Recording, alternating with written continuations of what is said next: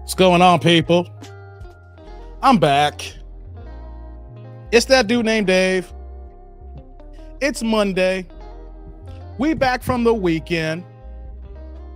Before we get started, guys, I gotta make sure y'all hear me who's here for the beginning here. We're just getting started. Just hit go live a few moments ago. It's early. If you guys are wondering, on this Monday, it is 12 noon Eastern time. We're getting started here. Before we get started, gotta make sure I'm not struggle streaming. Press a 1 in the chat if y'all can hear me, guys. Gotta make sure y'all can hear me. Press a 1 in the chat if y'all can hear me. Let's go. We just getting the ball started. You guys see the thumbnail. Here's the thing, guys. I'm changing a little bit of the format of the shows here, right? We're no longer doing long strokes in the beginning, guys. No. We ain't long stroking. I got a few personal things I like to talk about. I would call them quick hitters. You know, you see the title here? Marcus Jordan broke simping over Larsa Pippen. Yeah, that's the main today. I got a couple of quick hitters. We also got some Kendra G reactions. You know the get down. You know how we move, how we operate here. So the first hour is no longer the long stroke. We're going to be talking about some things that I actually have on my mind here. So let's get into it, baby. Let me see. It's only a few people in the chat. That don't matter because we got the live crew. Shout out to the AIC. I'm glad y'all here in the building. Going to recognize y'all. Shout out to the Ninja Watchers. I get it. For the Ninja Watchers, you guys can't comment. You guys could be driving. Got a gang of drivers that do they dizzle here, right? Or, you know, you could be at your work in your desk and you just can't. You got to focus. She's going through your listening, get you through the day here. You know what I mean? So, yeah, we're going to get into it. We're going to talk about a few things here. Don't worry. Yeah. Oh, let's get into it, baby. I got a few things to get off my chest here. Like I said, I was going to talk to a few people here in the chat and we're going to get this party started. What's going on, Terrence? Wow, I'm the first one today. Salute Dave and the tribe. You are the first. Like I said, I'm doing this on earlier times, guys, temporarily. Like I said, you know, I've been going through some family stuff right now, so I do these early so I can go ahead and go to the hospital later after this point here, you know, and go to my mom's house, look over my people's, things of that nature. So that's why we got the early start. I apologize for people who are normally here for the midday and prime time and y'all can't be here in the building. Just got some things to do once things kind of, I hate to say settle down, but when we get back to kind of like a regular rotation, then we'll be back to normal. So that's why we early, guys. So shout out to Terrence in the building. What's going on, Shantae? Hey, everyone. You know, what's going on, Derek? Good to see you. Hey.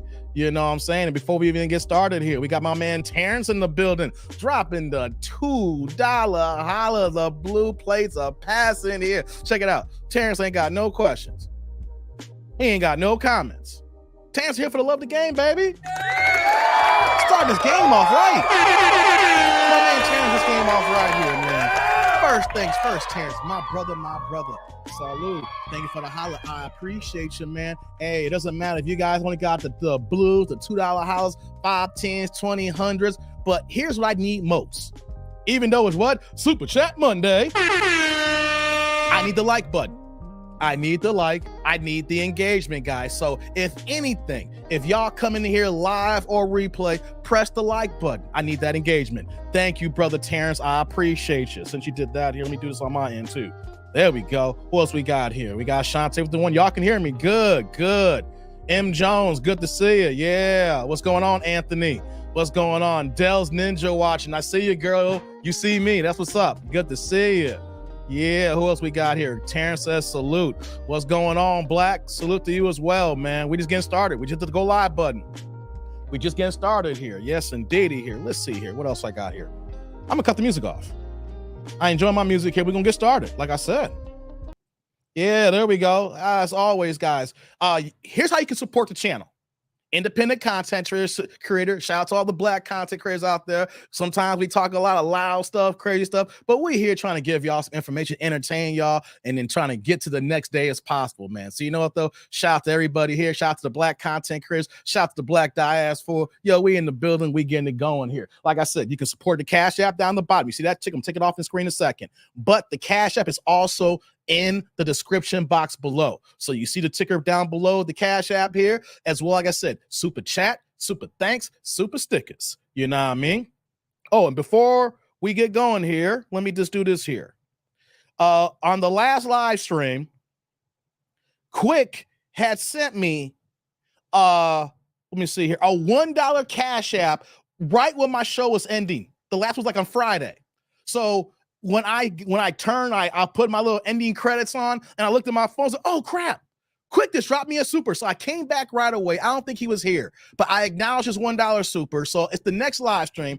I don't know if Quick's gonna hear this or if he's gonna be ninja watching, a replay gang. I just want to shout out to Quick. He dropped the $1 Cash App on Friday, and I wanted to acknowledge it. Just want to acknowledge you guys because I acknowledge all people who support me.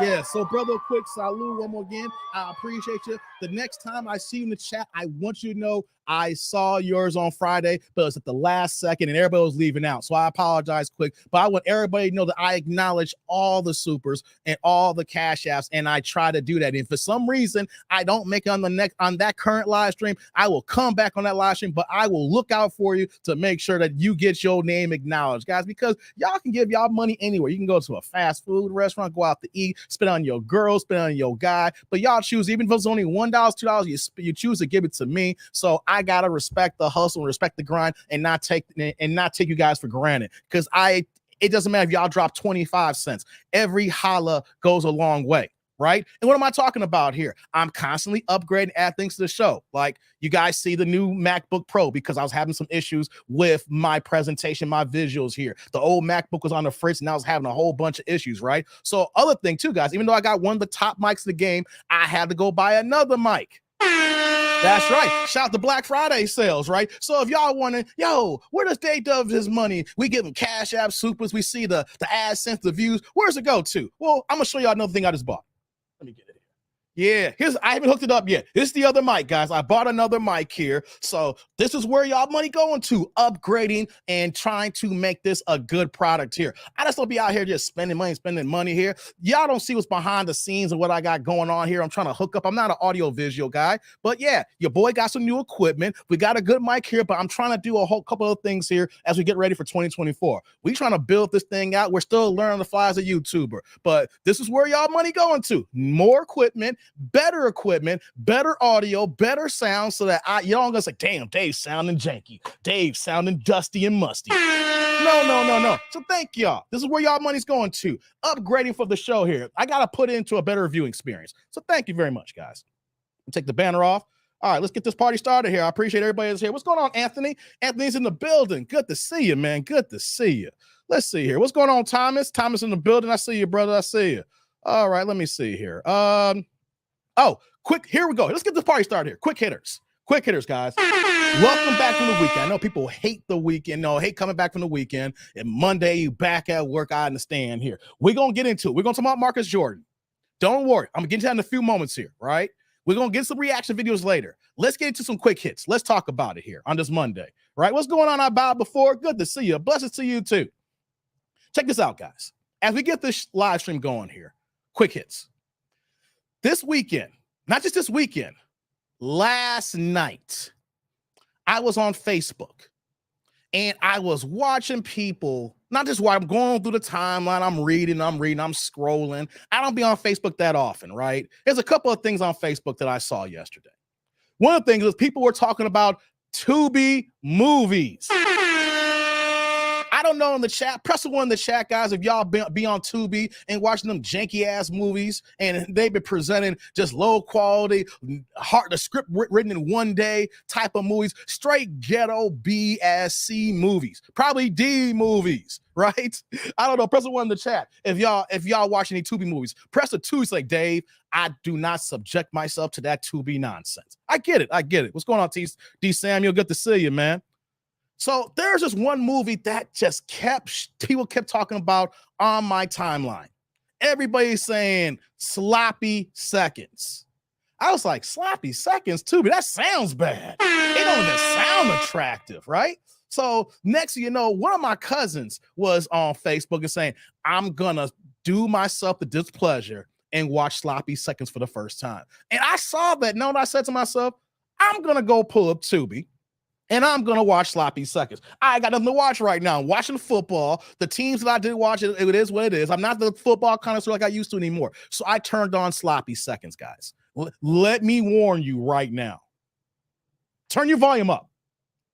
Okay, I see some ones and twos here. M. Jones, Anthony, and Shantae, 2, good, right? 1 for Dell, I get you, right? Derek, 1, okay, I got you here. Shantae says, I want to watch Tubi. I like low-budget movies. Okay, I don't care. This is going to be a spoiler alert because most y'all may not have watched this movie, and even if I spoil this movie, even me spoiling won't do this movie the justice of how bad this movie is.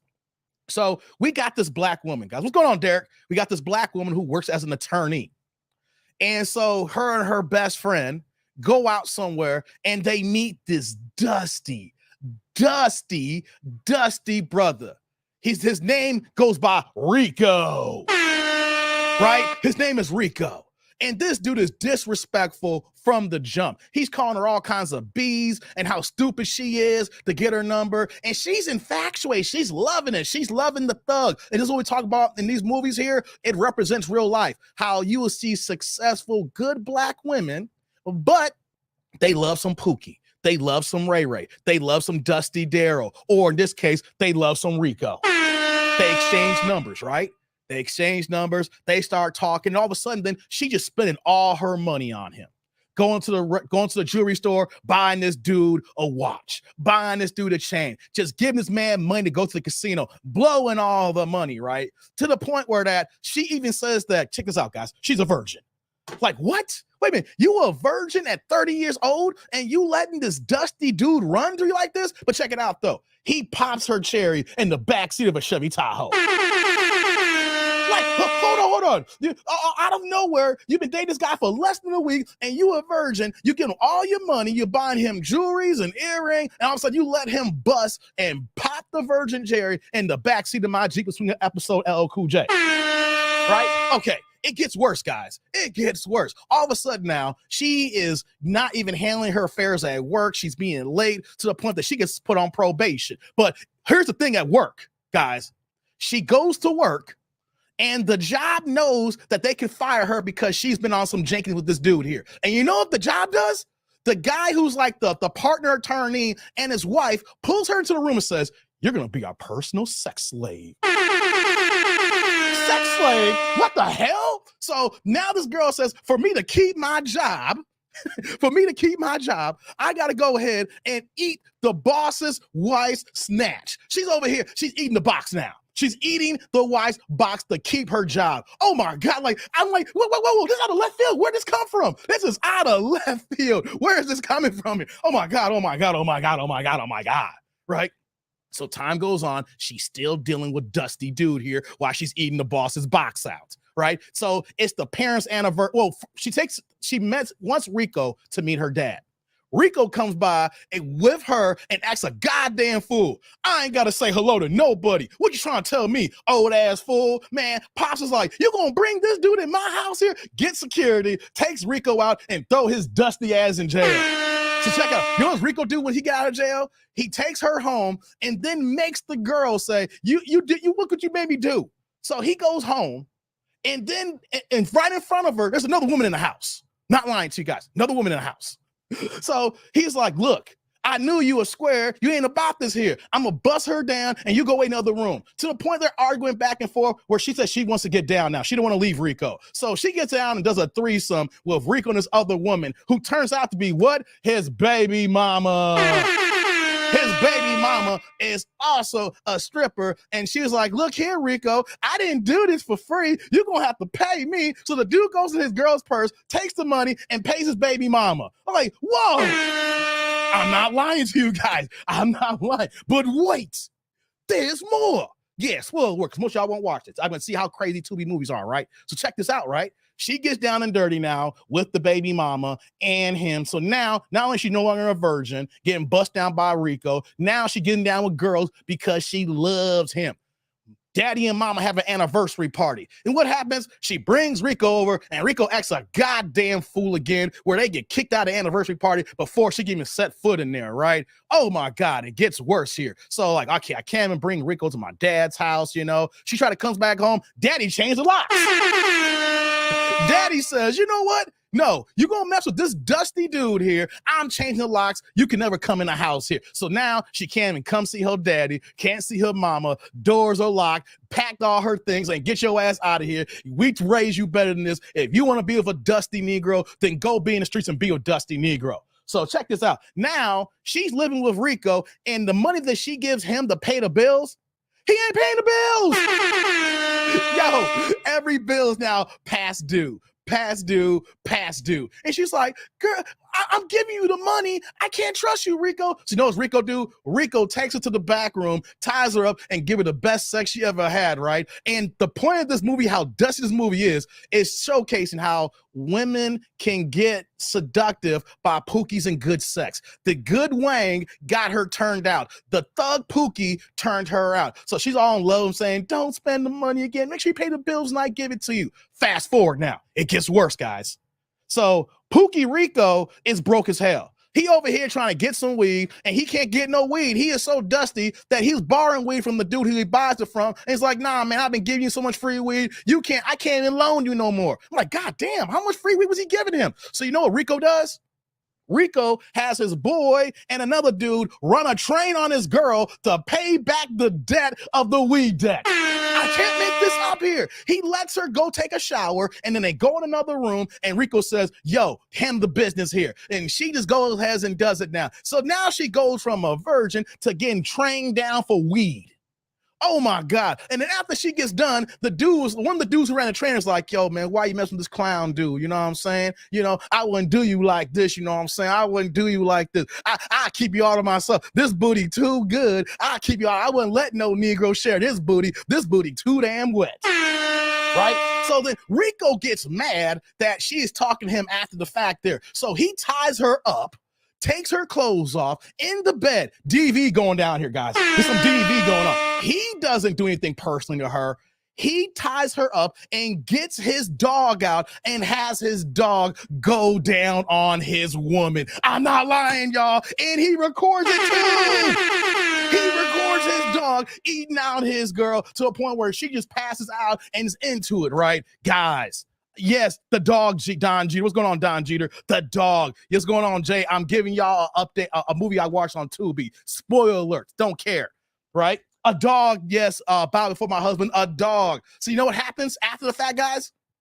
Check this out now. You're like, what the? If they ain't making this up, I'm not making this up. It's called Sloppy Seconds on Tubi. So check this out now. Next thing that happens, what? He leaks the video on social media. He leaks it. So everybody in their family and friends is on their phone. Oh my God, they see her getting eat out by the goddamn dog. So you know what happens? The video gets to the job. The partner in the company calls into the office saying, yo, we can't have this. Yo, black ass is fired. So check it out, guys. She gets fired and loses her job now. She loses her job. She's unemployed. Her reputation is ruined. She dealing with a dusty Negro. She getting her snatched eat up by a dog. She getting trains run on her. Rico got debts for weed debt. Not even major drug. Got weed debts that he got to whore his woman out there to pay these debts to get even more weed. Right. So check this out. Right. It gets worse.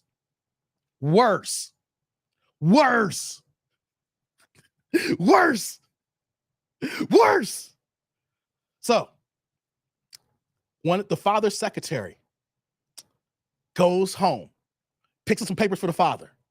She walks in, is like, oh my God. Nothing saying, comes back home, says, I cancel all your appointments. You're free for the whole day. Why does she cancel all her appointments? Check this out. The father goes home, and then he walks in on his wife smashing the partner of the firm who his daughter worked for. I'm not lying. Like, wait, where's this coming from here? Wait, the white dude who was having the wife getting the box eat out by old girl is now banging the wife of his boy. And so he pulls a gun on him. So you better get out of my house trying to pull this gun on me, right? Oh my God, right? So then they go to the next scene. The father, check this out, is banging the assistant, not his wife. He kicked his wife out the house. I forgot that. He kicked his wife out the house. Like, get your ass out of here. I'm done with your black ass, right? You're going to bang my boy? It's over. So wife get kicked out the house. Next scene, the husband is now banging the assistant and he's banging his daughter's best friend. I was like, what? Wait a minute. How'd the best friend from the beginning of the movie come back into the picture? She banging the daddy. I was like, oh my God, right? So check this out though, right? So then the assistant, the other sister who came back into the house, tells this long, drawn-out story now that goes even completely into left field. Left field, guys, left field. Check this out. The assistant says, I've been here almost my entire life, right? Yo daddy had sex with my mama, right? And so you trying to tell me that me and you are sisters? No, I'm trying to tell you something different. But when my mommy died at 14 years old, daddy started getting down with me. I'm like, yo, you're diddling your daughter? And then she gets pregnant. And then the woman got pregnant and gave birth to her. I was like, what? So the assistant is not only the assistant is the daughter of the woman that he was banging on the side, and then he was banging his daughter, and then the daughter got pregnant, and then she gave birth to this girl who's the main person in this movie here. So the daughter is also the granddaughter. I'm not lying. Yo, the daughter who I'm talking about this whole time I start off with, the daughter is not just her daddy's daughter. She's the daughter and granddaughter. Her mother is her sister, and her original, the one she thought was her mother, never could give birth because she was infertile. She couldn't have babies.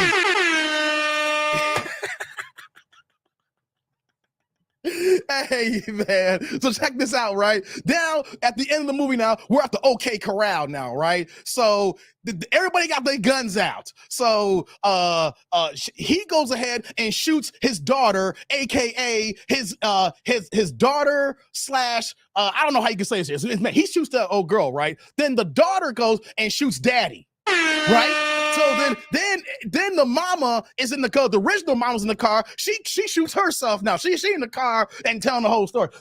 Then now we go back to the end now, and she goes back to Rico, Dusty Rico, and he playing video games saying, yo, where the hell you been at? You been gone all day. I should treat your ass for being gone all day. So she goes ahead and shoots Rico, and then she shoots herself.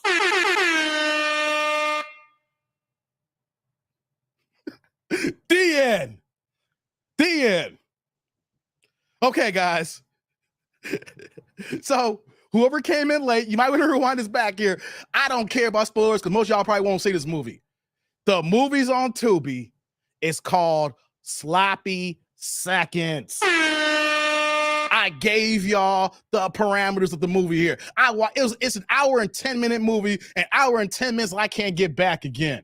Yo, guys, Tubi is on some ish, guys. I had to tell the tribe. Yo, the way I describe this movie to you guys here, it doesn't do it justice. If you want to see how bad it is, just go ahead and pull up Sloppy Seconds on Tubi, and you're going to see how horrible. I told y'all the movie, but I'm telling you, me describing it, it's not even, it doesn't even tell the whole story. It's that bad, guys. It is that bad. Hold on, let me see what y'all say in the chat here before we get back into it here now. Oh my God, what are y'all saying here? Don says, then film it with the dad with the bigger shot. Oh, so you saw this one? He said, what the dog was doing? Yes, Dale, the dog. He says, yeah, it's too dark for you? You got to see this? Man, I go down the Tubi rabbit hole. Oh, no. Said the dad. Okay, Don saw this movie. Okay, Don, you saw this movie. Oh, no, brother. What in the ghetto? Yeah. It's here. Yeah, man. Yeah, I'm telling you, it's wild, man. It's wild, Don. Yeah, Anthony, it's wild. Said Tubi Rock, says Derek. Stop playing, Derek. Hey, man. So you just watch. Oh, Don. So there's a good. You watched it yesterday too, Don. There's a good chance that me and you were watching at the same damn time, and we're both saying, "What are we doing to ourselves?" Hey, man. Hey, Jay's like, Dave, you really gonna have a player watch this? Hey, man. Yo, Don. Tyler Perry don't got ish on Tubi writers. If you thought Tyler Perry was horrible, if you watch those shows on BET and BET Plus, any Tyler Perry show that's been out even now recently, the King's Woman, whatever they got going on right now, I'm guarantee you right now, Tyler Perry's watching Tubi saying, how can I get on their level? Tyler here's like, how do I get on their level? This is too good. I'm slipping. Hey, man. Excuse me. Hey, what's going on, First Man Gaming? Salute to you. Hey, man, that's too dark for you. I hear you, man. I hear you. Tubi movies or something else. I had to give y'all a quick rundown. Yo, man, what's going on, MOP? Yo, F Moist Watkins. We know the game here. I'll tell you a dark movie not to watch, a Serbian film. God dizzle. It's a roller coaster with the track ending in the sky. Yeah, man. I'm tripping, brother. I'm so tripping. Guys, it's called Sloppy Seconds on Tubi. Shout out to Rico. Shout out to Rico, man. Rico in the building. And we get to the holler here. Shout out to Shantae. She coming with the blue with the $1.99, dropping the $2 holler. Says, I'm off the Ghost Watch, about to clock in this money. I hear you. Go ahead, Shantae, get your money, girl. Do what you gotta do. Hey, Shantae, first things first. Salud. Thank you for the holler. I appreciate you. Thank you, thank you, thank you. Yeah, y'all. I'm just getting the show started here. No long stroking. These are quick hitters. I just had to tell you my personal experience of watching my very first Tubi movie. That was the first Tubi movie I ever watched. Oh my God. I'm telling you. No, let me see here. Have you ever seen the Piggy Bank movie with Tom Sizemore? I'm not sure. I've seen a lot of Tom Sizemore movies. I gotta check that out. I probably have it, don't remember it, brother. Yeah. I just watched the cartoons on Tubi. I hear you. I'm looking that up tonight, says Del. Here's the thing, too. It's only an hour and 10 minutes long. 70-minute movie. So it ain't long. I'm telling you, you're going to be like, I need to turn this off if you do turn on, and you can't turn it off. It's that bad. It seems that bad here. So it seems like the thought of everything evil possibly and filmed. You got that right, man. Says, nah, what about the Tubi movie with Carrie Hilson was crazy about the marriage counselor? That was originally on Tubi. I seen the Carrie Hilson counselor movie before Tubi. It may be on Tubi now, but that's not originally a Tubi movie, you know? So I've seen that one on other joints. So I wouldn't classify that one as a Tubi movie because I saw it before it even got on Tubi, that Carrie Hilson joint. She's been doing a lot of B movies too. Yeah, that was my first movie also. I think a Tubi curse. Hey, Don, it feels bad, don't it, man? That's bad. So shout out to Tubi. Shout out to Sloppy Seconds. I had to give y'all my quick rundown. I was shocked as hell, guys. I was shocked as hell. All right, guys, let's go on to the next subject, guys. Let's go on to the next subject here. You know, appreciate y'all hearing me with these quick hitters here, right? I'm telling you guys, that was so wild. Let's move on to the next subject here. I can't believe I watched that last night. I can't believe it, guys. I'm telling you, you get a chance here. Hey, it's that bad. I'm not saying it's that bad. It's that good. I'm just saying it's one of those things that it's like a train wreck. It's a car accident. You can't turn away from it. You say you want to turn it off and you just keep on watching because you get to a certain point. You say, I got to see what's next. I got to see what's next. I'm telling you. It may be a badass movie, but all the videos I've done, reaction videos, and how we talk about dynamics between dating men and women, it may be one big ass joke, but it does showcase how, and I've seen this personally firsthand, how you can have women who have good jobs, have their head on their shoulders. I mean, it goes way out of left field, but you can have a girl who was raised, have a good job, and she'll still pick Pookie and ruin her life.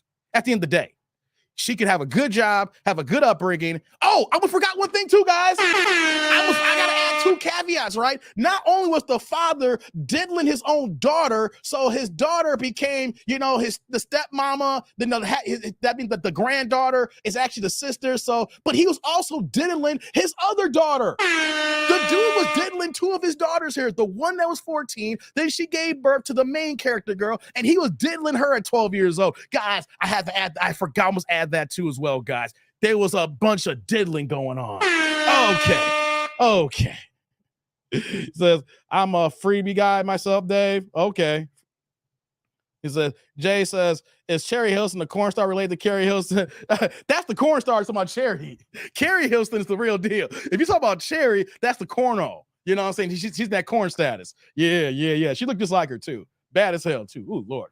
All right, guys, I had to get that off my chest. Shout out to everybody to the tribe. Likes up in the building. Likes up here. Let's go on to the next subject here. Next thing here. Also, too, on Facebook, guys. Next subject. Likes up in the building. I want to quickly talk about real fast. I'm not going to do too long on this one too as well. Teyana Taylor and Iman Shumpert. I didn't get into an argument on Facebook, but I was poking the bear at a couple of girls here, a couple of women. Because if you remember about 4 months ago or so, it got leaked that Iman Shumpert and Teyana Taylor are going through a divorce, right? But I even did a live stream on it. I broke down a lot of receipts how we could see that this relationship was going to end, right? Likes up in the building. Don't worry. We'll get to Marcus Jordan in a second. We'll get to the reaction videos in a little bit, guys. Likes up. So Teyana Taylor came out in front of the leaked documents 4 months ago first. And one thing she said was there was no infidelity between Iman and myself. We have a good business partnership together. He co-parents well. I want to get out in front of it and tell our story because people going to dog us and say whatever. He's a good man. Woody, woo, right? If you guys don't believe me, you can go on my channel. You can see the thumbnail on the live stream links here and how I talk about it in detail. And how she was saying that it was no infidelity, how they co-parent together, how they have a good work relationship with their businesses together. And she wanted to get out in front because that's how rumors start. And what I broke down in that live stream, how we knew this was going to last here, because when you dibble and dabble and bringing people into your bedroom, it's only a matter of time before it ends. And I had broke down 2 videos and reacted to them in that live stream out of her own mouth, not hearsay, not saying I read an article. It was 2 videos out of her own mouth where she's saying, yeah, we do things on our birthdays and we introduce other women. We like to have fun, things in that nature. Woody, woo, right? And when I remember seeing these videos when they were happening, and I said to myself, if you're married, and I get it's Hollywood, you spiced up the bedroom, especially a man like this who's an NBA player, and then you're an entertainer and you're out there, they're going to move differently in Hollywood and in the entertainment industry, unlike us here.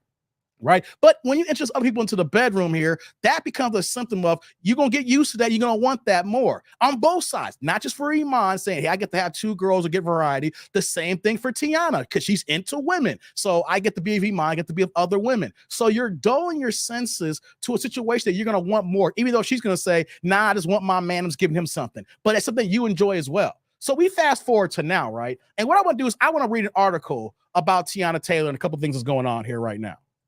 And I want to talk about my Facebook conversation that said that women sound so asinine on. I'm not saying that Iman he could have been doing something bad, but it's what we got now is Teyana is trying to win the court of public opinion because she is trying to win a divorce.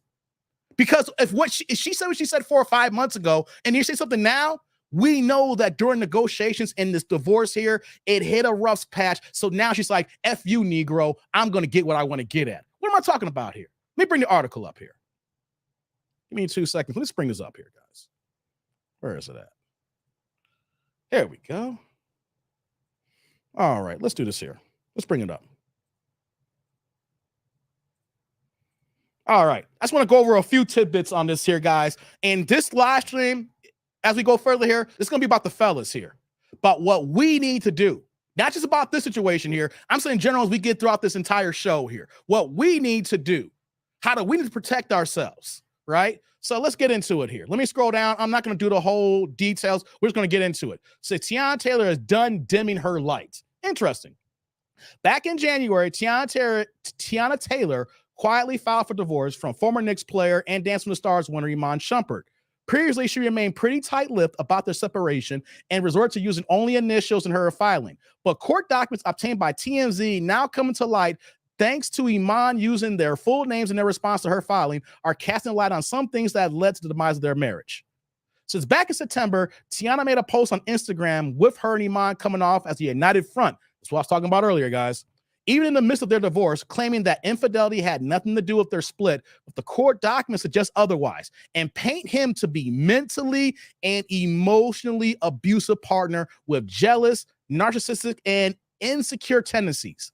Teyana says that after secretly filing for divorce same time in 2022, she withdrew the application 1 day later after Iman pushed for them to get back together. Then she alleges he became involved in yet another cheating scandal, something Teyana said was embarrassing and humiliating. And as if being cheated on isn't awful enough, the infidelity seems to be just the tip of the iceberg in the kind of marriage Teyana is now walking away from. It also says, Teyana said throughout their union, he displayed jealous and insecure behavior, often growing annoyed when he would be asked to step aside when photographers were taking her photo. She says she would receive negative, condescending texts from Iman surrounding her life as a public figure, and that he would pick fights with her even on her birthday and then later apologize. Despite all the success he experienced in NBA, landing $40 million contracts, she said that he was bitter about her being in the limelight, particularly as his basketball career started slowing down. So much so that she says she began to intentionally dim her light for her husband to try to have harmonious and peaceful marriage as he became more angry and about her stardom. Let's pause here for a second, guys. Reason why I went in on Facebook now, because I understand when it goes to divorces and you deal with high profile people, I don't know Iman personally. I don't know if the man has an anger problem. I don't know if Teyana has an anger problem, right? One thing I do know is that they went into a marriage and they were doing things that's not going to keep a marriage successful. You add the fact that Teyana she wasn't a superstar, but she was already in the limelight when they met. After he got drafted from the Knicks, he was a first-round lottery pick, She's always been doing music. She did a Tyler Perry movie, did videos, but she never successful until years down the line, right? Here is where I have an issue. Here's where I have a problem with this, guys. Is the filing that we're looking at here is not always adding up, but to win the court of public opinion. So if we do go to a jury trial, it's going to sway people in an emotional way. You're going to tell me that a man who plays in the NBA, not just a regular role player, plays a significant role on the teams he played at until the very end. Because I think he ended his career in Sacramento. But when you're playing for the Knicks, even how bad the Knicks are, let me go to the big box. Even how bad the Knicks are, you're playing in the Mecca. You're playing in the Garden. You're playing for the Knicks, one of the most prize-worthy franchises in the NBA. So whenever he's on TV, when he plays a game, he's performing in front of 19, 20,000 fans. Then with the TV, he's showcasing around hundreds of millions of people every single game. Then you fast forward, right? He's with the Cleveland Cavaliers. That means that he's in the finals every year with who? LeBron James. And so if you're a teammate of LeBron James, you know what that becomes, guys? You're no longer, even though the NBA is a global worldwide sport, and the new NBA televised deal has brought back over $10 billion. And so we see new max deals like Jaylen Brown got a $300 million contract over the summer. You're seeing Giannis just signed an extension worth over $66 million a year on his extension. You're going to see guys with a $500,000 contracts in the next 2 years. And before 2030, you're going to see guys making $1 billion in NBA in their deals. What am I getting at here? I'm getting at that she is trying to insinuate throughout their entire career. And it's like, when we're seeing the court documents, that Iman is jealous.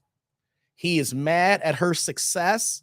He is jealous of how her light was growing while he's with the Cleveland Cavaliers playing with LeBron James in front of the whole goddamn world every year. That's what I'm talking about here. I'm talking about, you're going to try to tell me that Iman is jealous, and it could be, but you're going to tell me that an NBA player who has a wife, who's also in the entertainment game, is jealous of her when he is on the world stage every year before he went to Sacramento.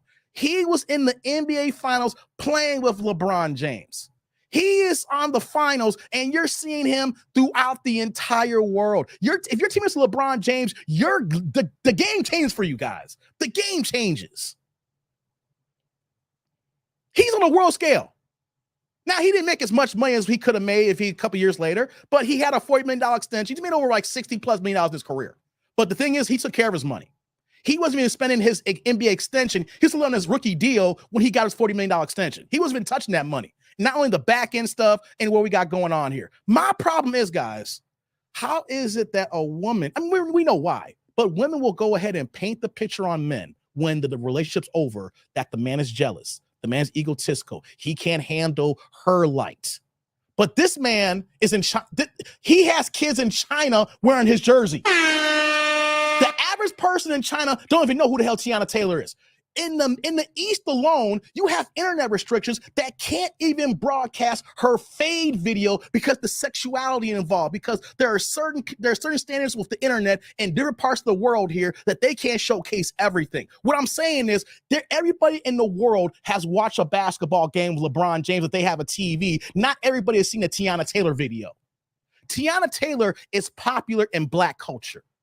Teyana Taylor is a successful video director, and she's not a good actor, but I see her do some movie things of that nature. But she is a very good entertainer who's in the Black sphere, Black culture.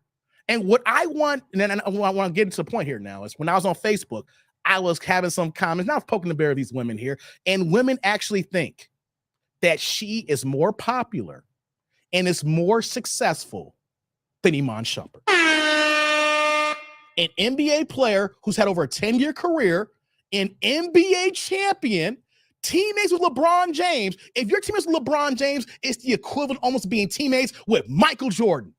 No one knows you until you're teammates with Michael Jordan. Do you think anybody knew who Bobby Hansen was, or the Luke Longleys of the world, John Paxson? No, because they were teammates of Jordan, and when they got the rings, they became folklore. It's the same thing if you play with LeBron James. You are going to be known in folklore. People are going to know you because you're associated with LeBron James. You can go to other countries and people are going to be wearing your jersey because of LeBron James. So I'm giving this information to say, fellas, we have to be careful of the women we choose when you see their mentality on their level of success. Because a woman will leave you and say you were dimming her light, when in actuality, her light is coming because of Iman. You know why I'm saying it like that? Because Kanye wasn't even messing with Teyana like that. She, out of her own mouth, said Kanye did not promote her. Kanye wouldn't produce no records. She had one good album with Kanye, and that was during that time period where Kanye was making like an album a week or a month like that for his good music artists. Made an album for Teyana Taylor. He made an album for what was it, a Sci-Hi, remember? There was a couple of albums during that good music period. I think it was 2018. And he was making like an album. He made one for Nas, and they started complaining about Nas. The point I'm saying, though, is that Kanye at that time acted like he didn't have no time for anybody, and out of nowhere, then he said, okay, I'm gonna make this music for these people here, and made a bunch of albums for all these people here, and then just walked away. So the point I'm saying here is her being associated with Kanye, and of course, her doing what she's done as a music producer and music video director, she actually thinks she is bigger than Iman Shumpert. And so now she is saying to the courts, he treated me this way because my light got this here and he couldn't handle it. Fellas, you can see your woman and she moves like this a mile away before you say I do. You can see what kind of ego your woman has, especially what kind of industry she's in.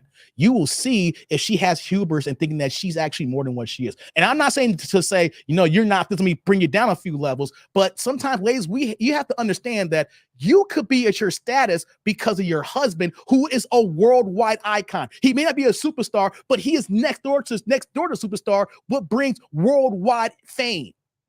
He don't have to pay to go to China when they do those NBA trips and everybody, you see hundreds of thousands of Asian kids, Japanese, Chinese, Indonesian kids, they just clamor over LeBron and all these players coming through, right?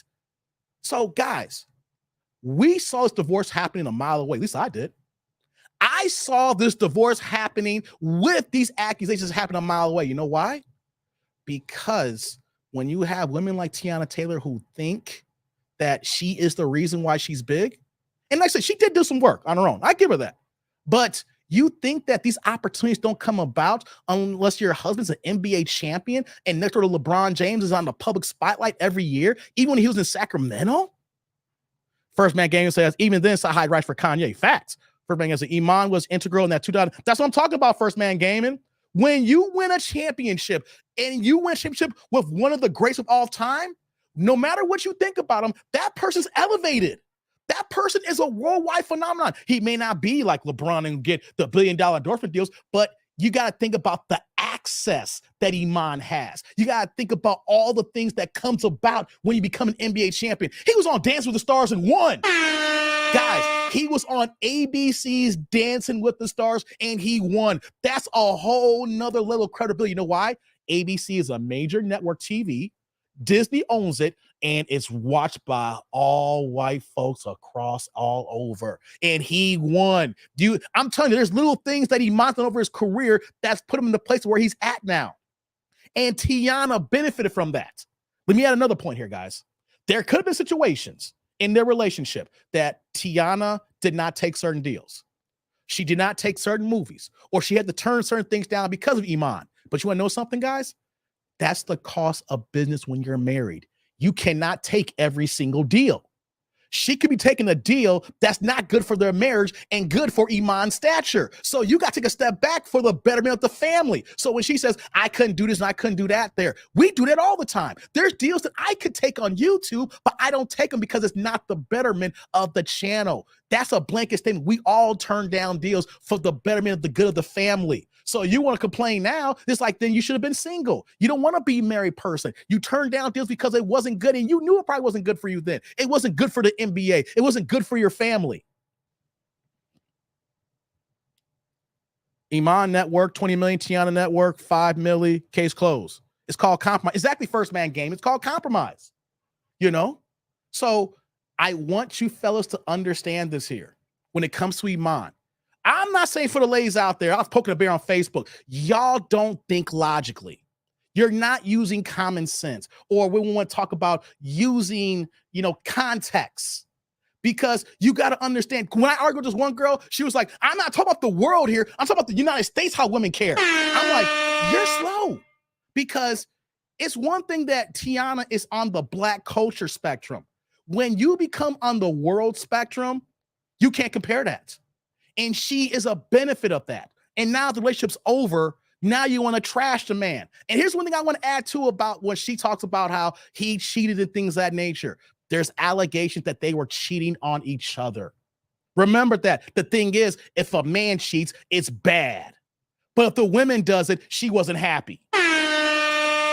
She is allegedly dealing with another woman right now. Allegedly. But no one talks about Teyana and the woman that she's dealing with. But when we talk about Iman and he may have had an infraction, he's the worst husband ever. But throughout the relationship, you were dealing in threesomes. So I don't know if this was a hall pass and she knew Iman was doing something, or he was really doing something dastardly dirty and cheated on the relationship. The point is, when you introduce other people to your bedroom, it makes it hard for people like me to say, is this part of y'all arrangement? Were you okay knowing that he had some now and then? Or did he really cheat? Now the lines are gray. Now the lines are blurry. And now you want things to look like he should be a committed husband when you open the doors for non-commitment in the first place. Both of y'all, not just her, both of y'all. So we're going to move on, guys. I just want you guys to understand that when you're going through a divorce like this, remember 5 months ago, it was all roses wearing United Front. But you know what happens when you get this coming out now? They're going back and forth to lawyers.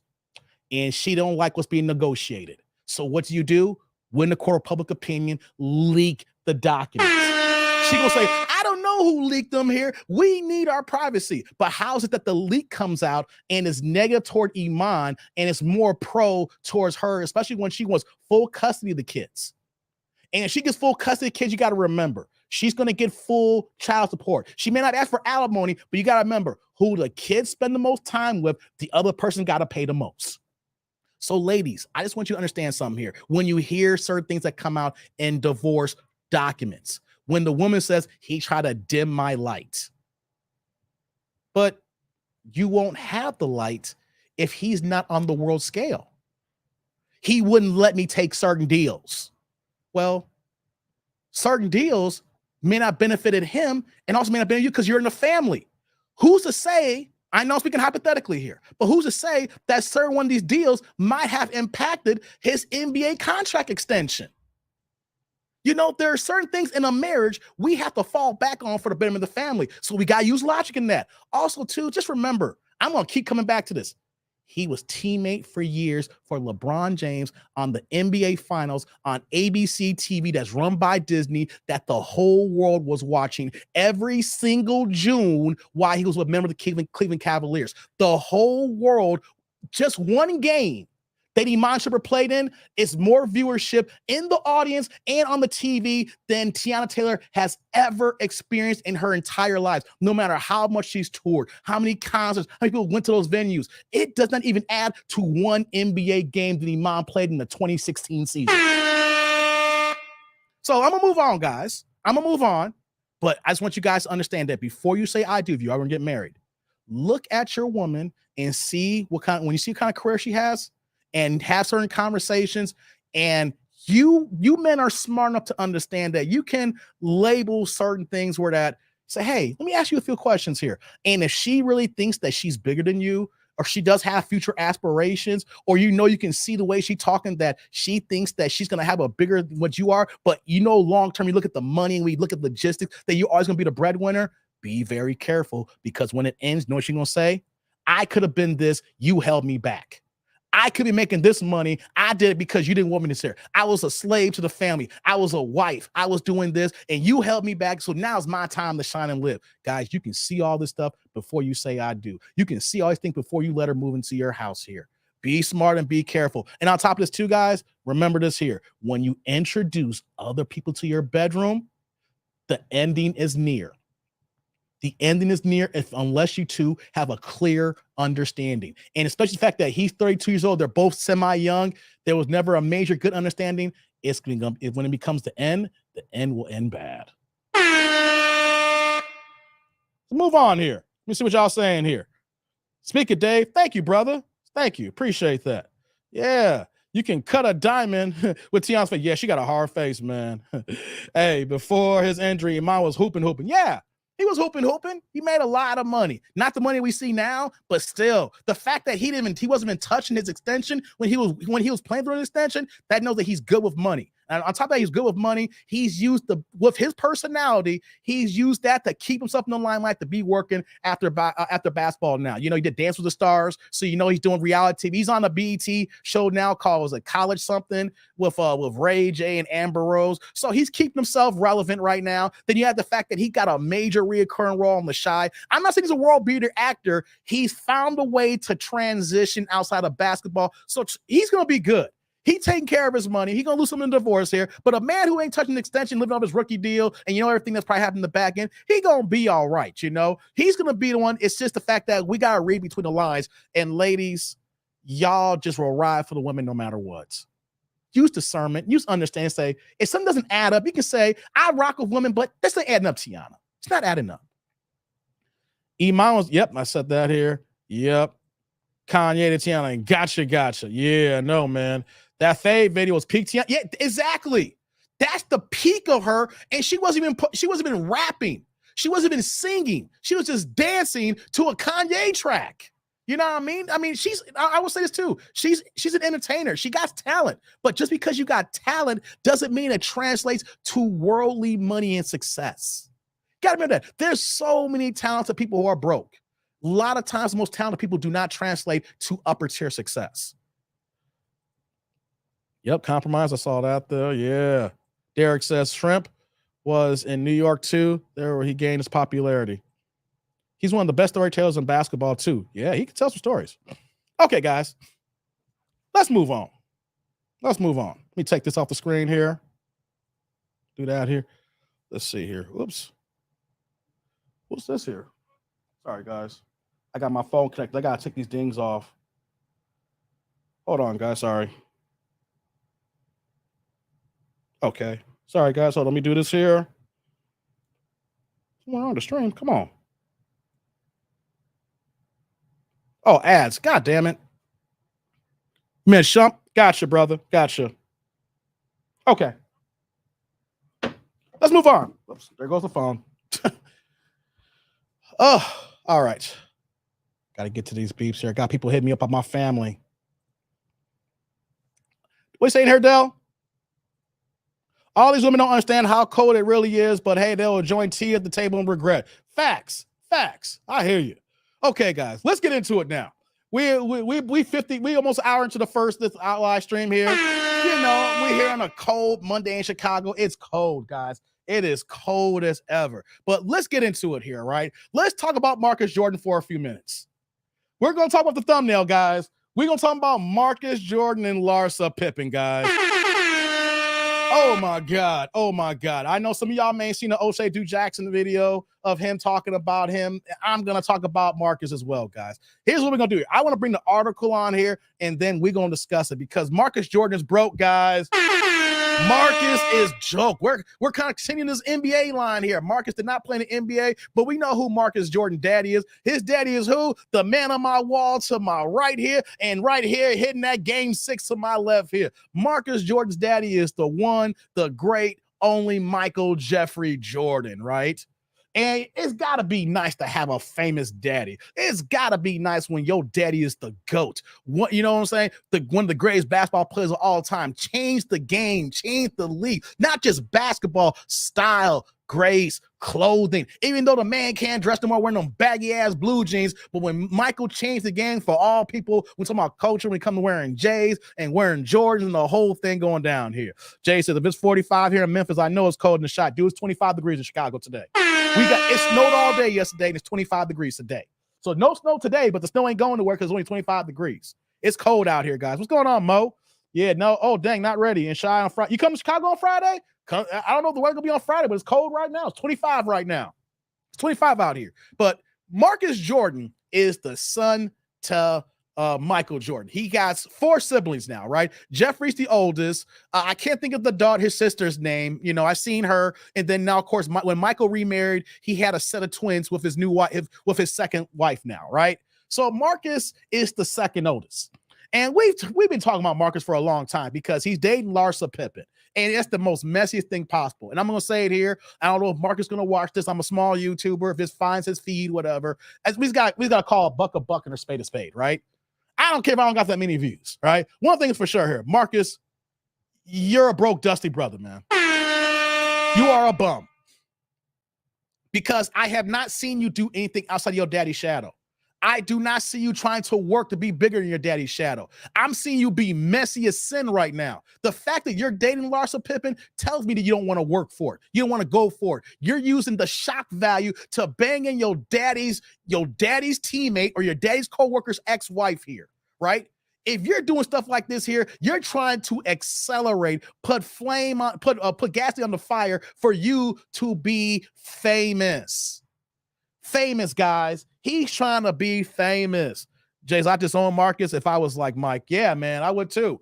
Here's what I would do here. Let's bring up the article why I'm saying that he is broke, how he's simping over Larsa Pippen, how he's doing it wrong. And once again, guys, I want y'all not to follow Marcus Jordan's heat here. Let me put this on the screen here. Nope, that's not it. This is the one. Here we go. Okay, here we go. Let's do this here now. Where you at? All right, here we go here. Michael Jordan's son Marcus settled 6-figure lawsuit over a credit card debt, guys. Credit card debt. He ain't paying his credit card bills, guys. Let's get into the article, and then we're going to talk about it here. Check this out here. Let's scroll down. Larsa Pippen's boyfriend, Marcus Jordan, was accused of refusing to pay on his credit card, but he worked out a payment plan after being dragged to court. According to court documents obtained by RadarOnline.com in December 2022, American Express sued Michael Jordan's son, and his company, Air LLC. The address listed for Air LLC is the same for Marcus Boutique, the trophy room located in Orlando, Florida. Now, if you guys are wondering, that is the only job that Marcus really has, running this trophy room, which is about his daddy and some memorabilia and things of that nature. So everything's about his daddy. Marcus ain't doing anything on his own, not trying to be his own man. It's all about his dad here. So the trophy room.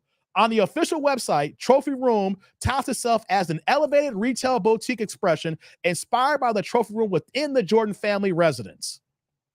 So in the suit, Amex, American Express, claimed Marcus was issued a business platinum card in 2016. The company said he made all of his payments on time until last year. American Express demanded Marcus be ordered to pay the outstanding balance of $157,000. God damn. Says the NBA legend's son reached a settlement with American Express in March. Per the deal, Marcus agreed to pay the entire unpaid balance in $10,000 installments. Larsa's boyfriend said he would make multiple payments each month starting in March of 2023 until the balance was paid off in July of 2023. Okay, guys. Let me talk about this for a second. Big box. I got American Express card. I got a couple of American Express cards in my as far as their product lines in my wallet. I've had a couple of credit cards, but ever since let me see now, 2020, I started with the transition to do most of my swiping needs, whether it's business or even personal, on my American Express. I barely use my other credit cards, let alone my other visas. I only use them when Amex is not accepted. Let me tell you something about American Express, guys. I should have brought my card down and bring it down, right? If I wanted to right now, I could put $157,000 in my Amex right now. Platinum, baby, platinum. Unlimited status. Everybody's a little different with Amex, right? Me, I had the build up reputation. They start off when they gave me mine on a $5,000 credit limit. Paid the bill on time, not just on the month, on the statement date. I paid it early. Use it, pay it. Use it, pay it. Use it, pay it. And then right away, I went from 5,000 to 75 to 10,000. And then I didn't have to request it. They were saying, here you go. You're doing a good job building that relationship. But of course, I had other relationships with other companies, and that's how I got in. Then it got to the point where that after I got to the 10,000, they said, we love you. We love how you're doing your other payments. Now they gave me unlimited status. Unlimited. So like I said, I can do the same thing with Marcus here. I can do that here. But here's the problem here, fellas. Just because you have the credit, just because that you can swipe it, doesn't mean that you should really be doing this. No. Here's what we got going on here, what we can see. Marcus has been messing around with Larsa Pippen, and he's using the card to finance the lifestyle, to take her out everywhere, whether they're going to hotels, whether they're flying somewhere, dinners. You see, when we saw them in Miami, and then from the reality shows, Marcus is using his Amex Platinum card to keep up with the Joneses, and he can't keep up because he's broke. And when I say he's broke, he's living off his daddy's dime. He's living off the trophy room. But he doesn't have anything of his own to suggest this kind of lifestyle. He maxed out $157,000. But how do we know he's broke? Because once Amex sued him and they sued the trophy room, when he settled, he said that he'll pay in $10,000 installments up until it got paid in July. So you know what that means? He was using that card. So here's how Amex works, the platinum card, guys, right? You don't have, at first, depending on your status, the platinum card, they make you pay everything at the end of the month. That's how Amex works. And that's how you do a relationship with them. Like last year when I went to Vegas and I stayed at the Palazzo, I used a whole bunch of points. I still spent a lot of money, flew first class, it was $1,000 for that trip, right? But I went ahead and what the balance was, and I paid it before the balance ended. So the way Amex works is they'll make you pay everything all at once. You charge $2,000 that month, you got to pay $2,000 when the balance due. You charge $6,000, you better pay $6,000. Otherwise, you late. I was never late, and so it got to the point where I said, hey, we ain't gonna do this to you no more. You don't got paid all month. We're gonna give you got to pay I think it's 25% now, but I paid all off, guys. What I'm saying here is that Marcus is so broke, funding his lifestyle with Larsa to the point where when he settled, said, I'll pay in $10,000 increments. Wait a minute. I want you to hear that. You are the son of Michael Jordan, and you need to make payment installments by $10,000 increments. Wait a minute. Michael Jordan is a billionaire. He was a billionaire before he sold the Charlotte Hornets just recently. After it was all said and done, Michael, after taxes and the sale and everything like that comes about here, Michael picked up another $1 billion and change plus when he sold the Charlotte Hornets here. But your son has to pay things in 10,000 increments. What's that telling you guys? Marcus is not on daddy's payroll anymore. Marcus' lifestyle is not being funded by Michael Jordan. Michael has cut him off.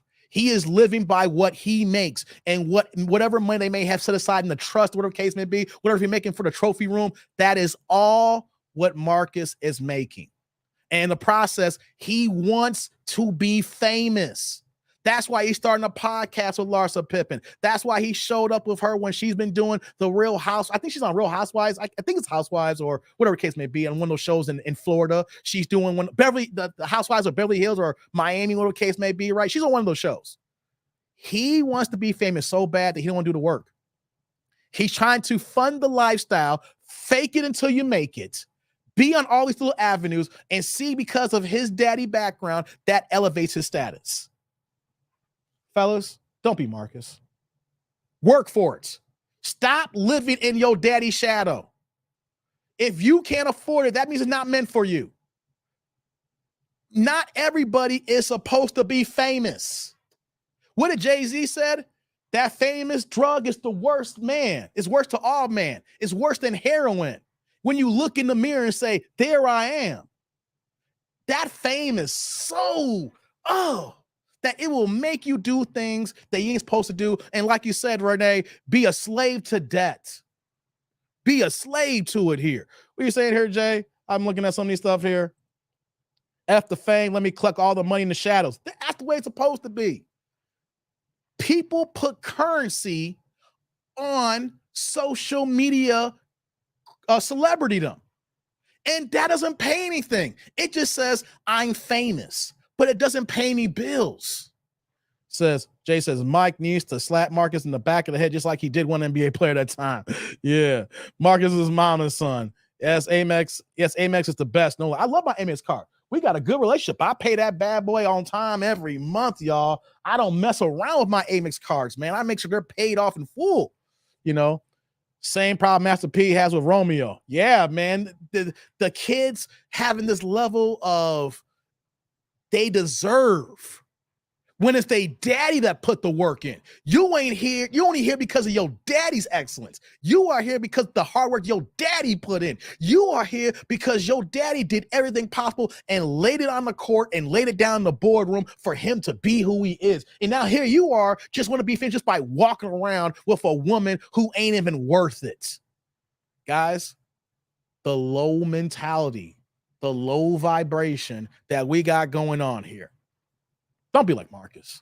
Oh, I want to talk about that. Like, you're using your card to be famous. And what did Kevin Hart say? I got to use a Kevin Hart line. Everybody wants to be famous, but don't want to put the work in to be famous. Right?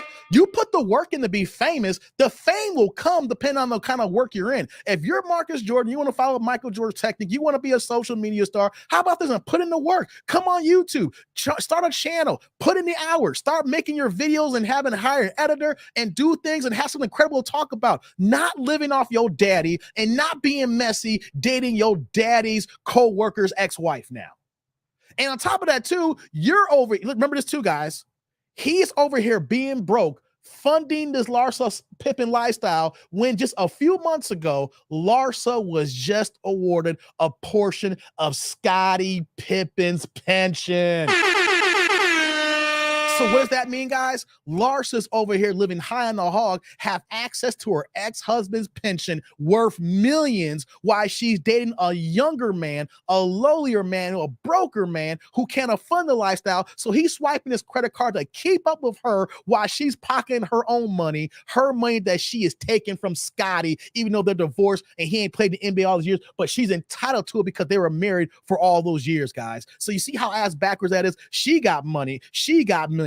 You ain't got millions, so you swiping your credit card to keep up, and now your ass is broke. You ruin a relationship with another credit card company. You think Amy's going to issue a credit card now in the future? You're going to have Michael Jordan on the line call saying, hey, help him out, I'll pay the bill before Amex put him back on the pole again.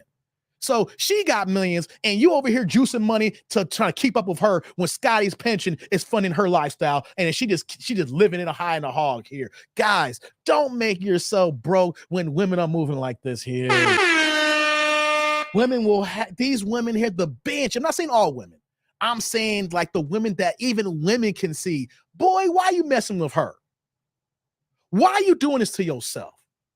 I don't care how good the booty is. And even if the booty is that good, why are you treating her like wifey? What you can, God, I get it. You get involved in situations here and you're getting it in and everything like that. You're having fun, but just because you're having sex with a woman doesn't mean that she deserves wifey treatment. And the men who are blind can't see that here. And then if you're blind and you're doing this to yourself, you're making yourself a slave to debt, a slave to the lifestyle. And the next you know, you're trying to keep up with paying back past debt without even putting money to the side to stack up for the future here. So, Marcus, I'm going to say this here, and I hope everybody hears this who's watching this right now. If you follow a woman like Larsa, she's going to make you broke and destitute, and people are not going to respect you because they don't think you can stand your own square. So if that's the case here, and people don't look at you as a man, is it really worth it to be this dumbass? Asking for a friend, guys. Asking for a friend.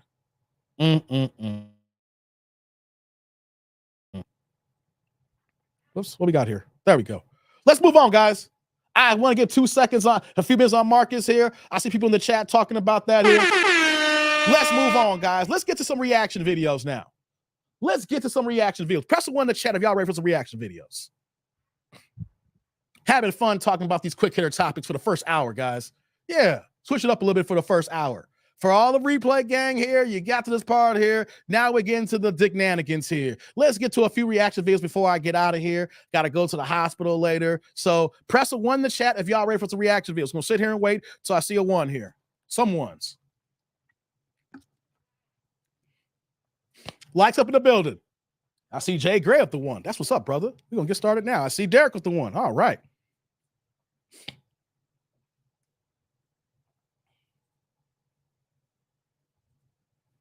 Get ready to get started. Okay, let me get this started here now. All right, guys. We're moving on here, not taking that much time here. We know that we're on an earlier time slot, so I can't wait to what the replay gang say. Likes up in the building, super chat, super thanks, super stickers. Let's get to the first reaction video now, as we're already an hour into the show here. Yo, let's get cooking. Do we got some good candidates? Here's the thing that's been happening lately, guys. It's been a lot of bad candidates that we're reacting to. At the same time, there's been some examples of women who might be, decent people, but just had a bad shake in life. Which one is going to be? I don't know. We're blind reacting today. So let's put it up on the board here. Derek, you're never ready. You always want to chill. How about this, Derek? Get your own channel, and then you can kick back every single time. All right, brother? We can't do that when we live, brother. When we only an hour into the show. All right, let's get to it, guys. We're reacting. Let's get to it. Oh my God. You picked me on Facebook and I declined it because I got scared. I'm scared. Okay, you ready? Oh, wow. I'm ready. All right. Your name is Sharon? It is. Shout out to Sharon, Sharon. where you calling us from? Ohio. Ohio, Derek. What you do for a living? I am a shift leader at a restaurant. Hold on. See, that's what you get, Derek. That's what you get, Derek.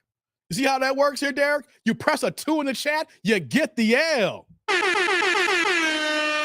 You see how that worked, Derek? Okay. You need to stop pressing 2, brother. You see what happens when you press 2? I didn't plan this out. I didn't know you was going to be here, man. But when you press a 2 in the chat, that's what happens. You get the Ohio L. All right? So let's continue. Likes up in the building. Shift leader? Yes. Do you have any children? I do. How many? I got 6 kids and I got a granddaughter. Okay. How old are you? Sharon? I am 38. God damn. 38. How old are your 6 kids, honey? So my oldest is 22 and I have a set of twins that's 17. I have an 18-year-old. I have a 16-year-old and I have a 5-year-old. Whoa. Okay. Are they all by the same man? No, I have 4 baby daddies. Do you have a kid by all your children's dads have their own father? No, my set of twins and my 18-year-old got the same father and all the other ones got separate dads. Okay. Why you not with the 5-year-old dad? Yeah, why not with him? Oh, man. Because he ain't shit. Excuse my language. Well, why you have a baby by him? Yeah. Because it wasn't like that in the beginning. And as time goes on, true colors reveal themselves. Ladies, y'all got to understand something here. Y'all need to pick y'all words properly here. Because let's just call it a buck and a spade here, right? If your baby daddy ain't right, that means you ain't because you chose him. You laid down with him. You let him get you pregnant because you wanted the sex as bad as he wanted it. So, ladies, you are guilty by association. You try to make yourself look better saying, well, he ain't this and he ain't that. You chose him, you chose of him, and you laid down with him, and you try, and you also didn't have, you could have used protection. So when you say he ain't ish, you ain't ish either. Just remember that. Both of y'all are two peas in a pod now. And y'all may not like it, but that's the game plan here. You have 5 kids when you dated him, right? I did. So what revealed itself? How long did y'all date before you got pregnant with your last child? I think we dated probably like a year. And what happened after you had the baby that you didn't know before the baby? He wanted clarity and all of that. So I gave him his DNA test. It was 99.999. And I'm like, how much more clarity do you need? Oh, he didn't believe the child was his. Right. Was you dating another man?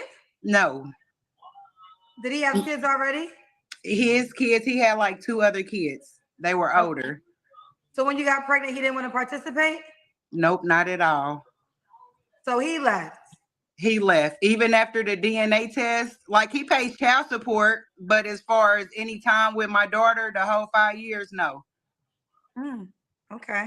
So, all right. So what would you do different in that situation? Get out my camera. I'm sorry, that was my daughter. What would you do different if you could do things different in that situation? Really, honestly, if I'd known what I know now, and I probably would have waited till I got a little bit older to have kids anyway. Oh, are your kids? Yeah, I would have waited till I was a little bit older. Okay. Well, fair enough. Let's keep going. So Sharon, Ohio, 38. What's your zodiac sign? Damn zodiac. I'm a Pisces. Pisces. Shift leader, 6, mom to 6, and never been married, right? I've been married one time. You've been married that was too? back in like 2010. Was it one of your kids' dads? It was not. Okay, well, you met. Okay. What? Let's get this straight here. She's got 6 kids. There's at least a set of twins involved. There's like, 4 baby daddies. You have a big age gap from, what was it, the 17-year-old or 18-year-old to the 5-year-old, right? And you're not even 40 years old. Lady, and then you're going to say, if I had a choice, I'll wait to have kids. How about this, ladies? How about at least find a suitable man for marriage who's going to, who's going to be around, who's going to stick around instead of picking these Pookies and Ray Rays and these Dusty Darryls? Like, you're saying you would have waited longer. How about you would have just waited for one person, have a relationship, build that camaraderie, build the nuclear home, and then decide to have kids? You over here having kids, and then you leave the man and another kid. It's all ass backwards here. It doesn't make any sense, but let's continue. What, Kendra? I was going to say, men don't mind dating you with kids. Huh? Men don't mind dating you with kids. No. Okay. Here's what we got going on here. It's not about just men don't mind dating her with kids. It's Pookies. It's the Pookies, and it's the men who just want sexual gratification. You're dealing with men who are not the good men here. If you having a baby daddy by each different kid, except for the ones that are twins with here, you're dealing with men who have low vibration, low levels where they're not even caring about these other kids and these other baby daddies. They're just getting in how they fit in here. And fellas who got something to lose, fellas who are well-to-do, fellas who are Henry. Shout out to Kevin saying something about Henry's high earners not rich yet, or who want to go back to the high value men conversation here. These kind of men that you want do not reside or deal with women who are dealing with these many baby daddies. Okay? You may think that you have because you may have had sex with him 1 or 2 times here. That man is only dealing with you for the sex and sex only and not taking you seriously. So ladies, when you say, I should have waited, no. You should have found yourself a decent man and not keep going after man after man, man. And every time you get in a relationship, you get pregnant with him because you're doing unprotected sex. Lord have mercy. Let me get back into this. That marriage, how long were you married for? Not that long, because he was a mama's boy.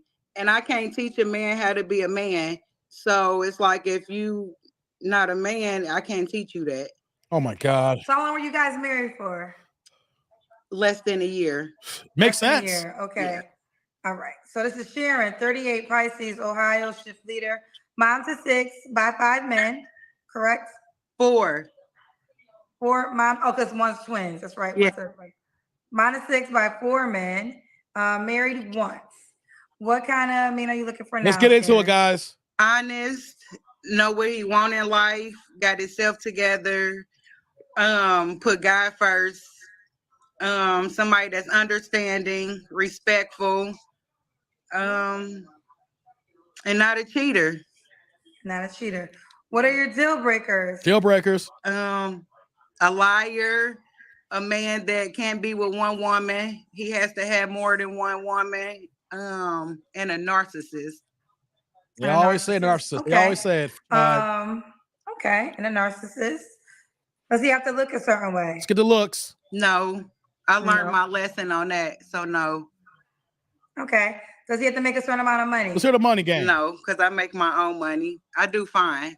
Okay. Do you want more kids? No. Please don't. No more kids. No. Please. No more kids. And I Please. can't have no more. I'm done, Kendra. I'm Okay. done. She's done. I'm assuming he can have kids. Yeah, he can. Okay, he can have kids. All right, Sharon, 38, Pisces, Ohio, shift leader, mom to 6. Let's do the Kendra cam. Let's see what she working with in this camera. Here, see how hold this camera, girl, for Kendra. Uh-oh. She got a One of your kid. kids? Which one? Okay. That's my 15-year-old. You got your 15-year-old over there? They say in your blue. Hold on, guys. This is what we're talking about here, too. I don't know about you. I don't want no 15-year-old holding the camera for mama to say, I'm on the Kendra cam. Let me show me off, baby girl. I'm gonna get you a daddy. I'm gonna find you a stepdaddy. Here we go. Oh my God, guys. Lord have mercy. Let me get to the super here before we continue on here. Shout out to my man Dank in the building. Dank's in the building here on this Monday afternoon now. Dropping in the $4.99, $5 stupid sticker here. No questions or comments. My man Dank is here for the love of the game. What's wrong with you?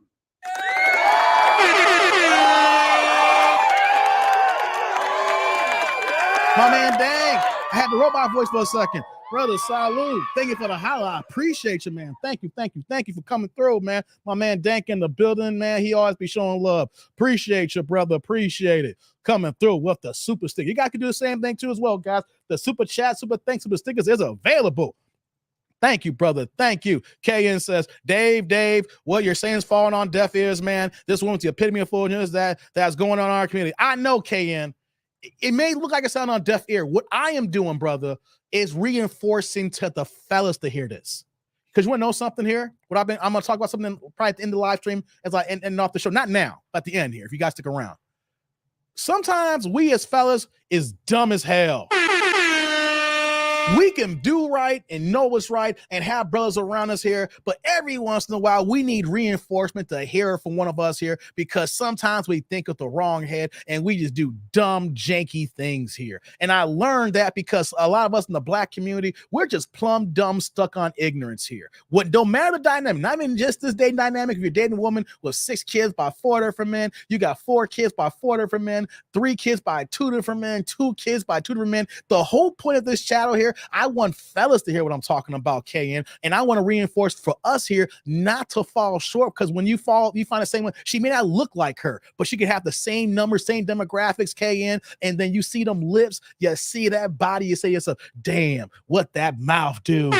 And I'm trying to tell y'all, don't fall for it, guys. Don't fall for it. Because you know what, though? You going to fall, get caught slipping here because you ain't built and ready for it. The fact is in the back of your mind tells me you ain't ready. So that's what I'm doing here, brother. I know women ain't hearing this, but you know what, though? Some women do hear it. My women, even though, if you see my YouTube analytics, my women count is going up. So they're watching, they're interested. They may get in their feelings and say, who the hell is this guy talking about here? But I'm telling y'all, people are watching here. Whether they agree or not, we got to say these things because if we just shut up, you know what one's going to say?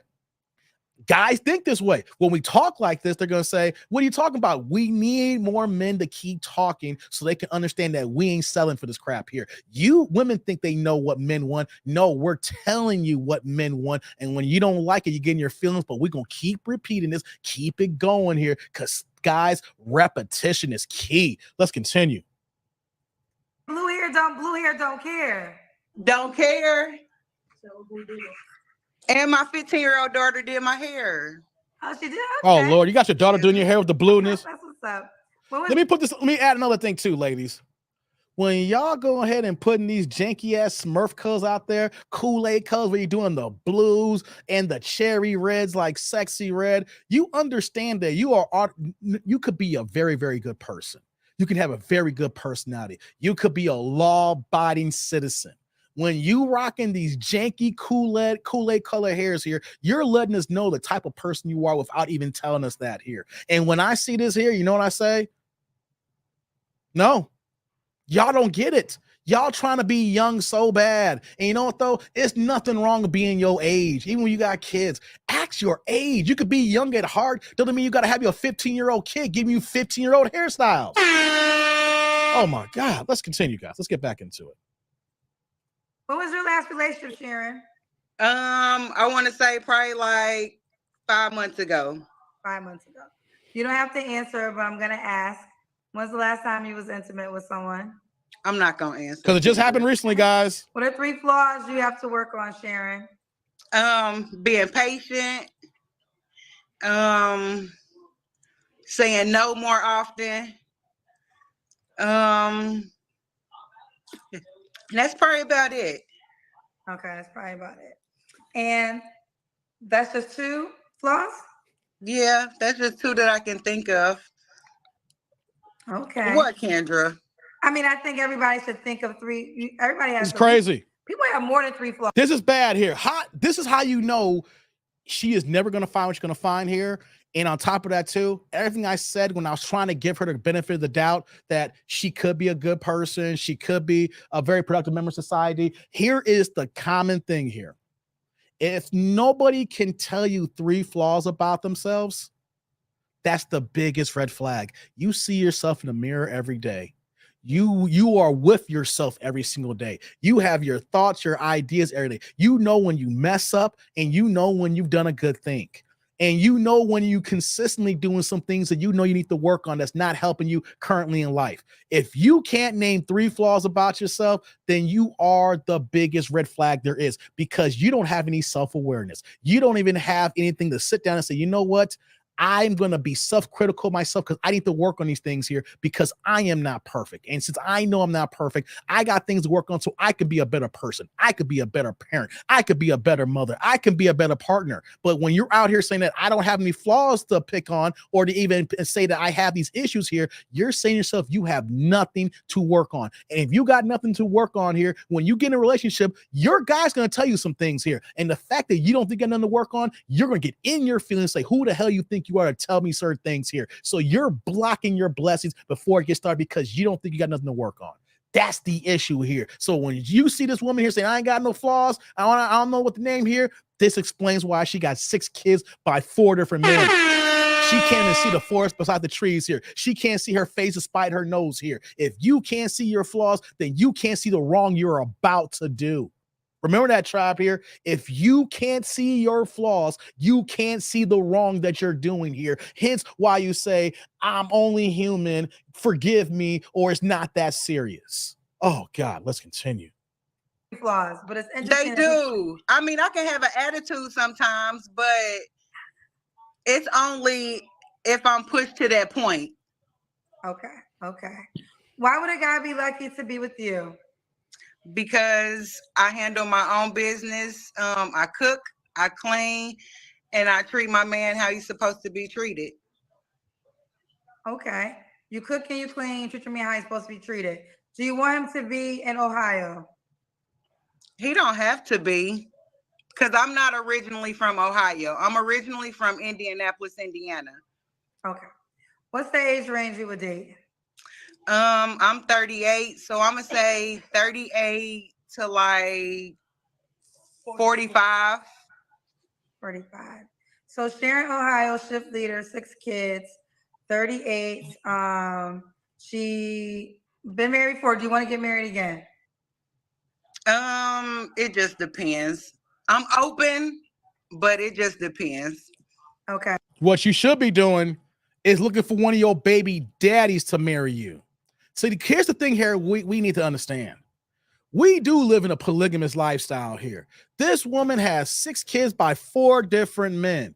Everybody sharing everybody. I bet you one of her, all their pookie baby daddies all have baby mamas. We do not have nuclear families. And then when you ask a question, do you want to get married again? It should be, let me go find one of my old baby daddies who help take care of these kids with. Why do we got to bring another man into the equation here to raise another man's kids? And that's when we're talking about how women don't have any self-control. They don't have any discipline, and they don't understand the ramification they're putting to themselves here. Pick one man and stick it out here. Why you got 4 men? Why every time that you get with a man, you have unprotected sex and you give him a kid? And in one situation here, you give him twins. How about wrap it up, B? How about use protection? How about can you keep it in your pants? You can't. Oh my God, let's continue. Okay. All right, let's do it, boo. How can the guy reach out to you, honey?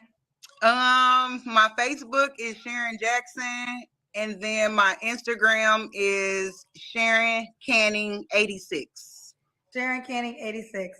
All right, boo. You keep me posted how it goes, honey. All right, you have a good night, Kendra. You're welcome. Bye, boo. And we're done with that one here. Likes up in the building, guys. We've been here for about a little hour and a half and change here. That was a quickie, man. Shout out to everybody who's commenting here. Most like, yeah, it's fun to watch, interesting. Yeah, Dex like Coonicious.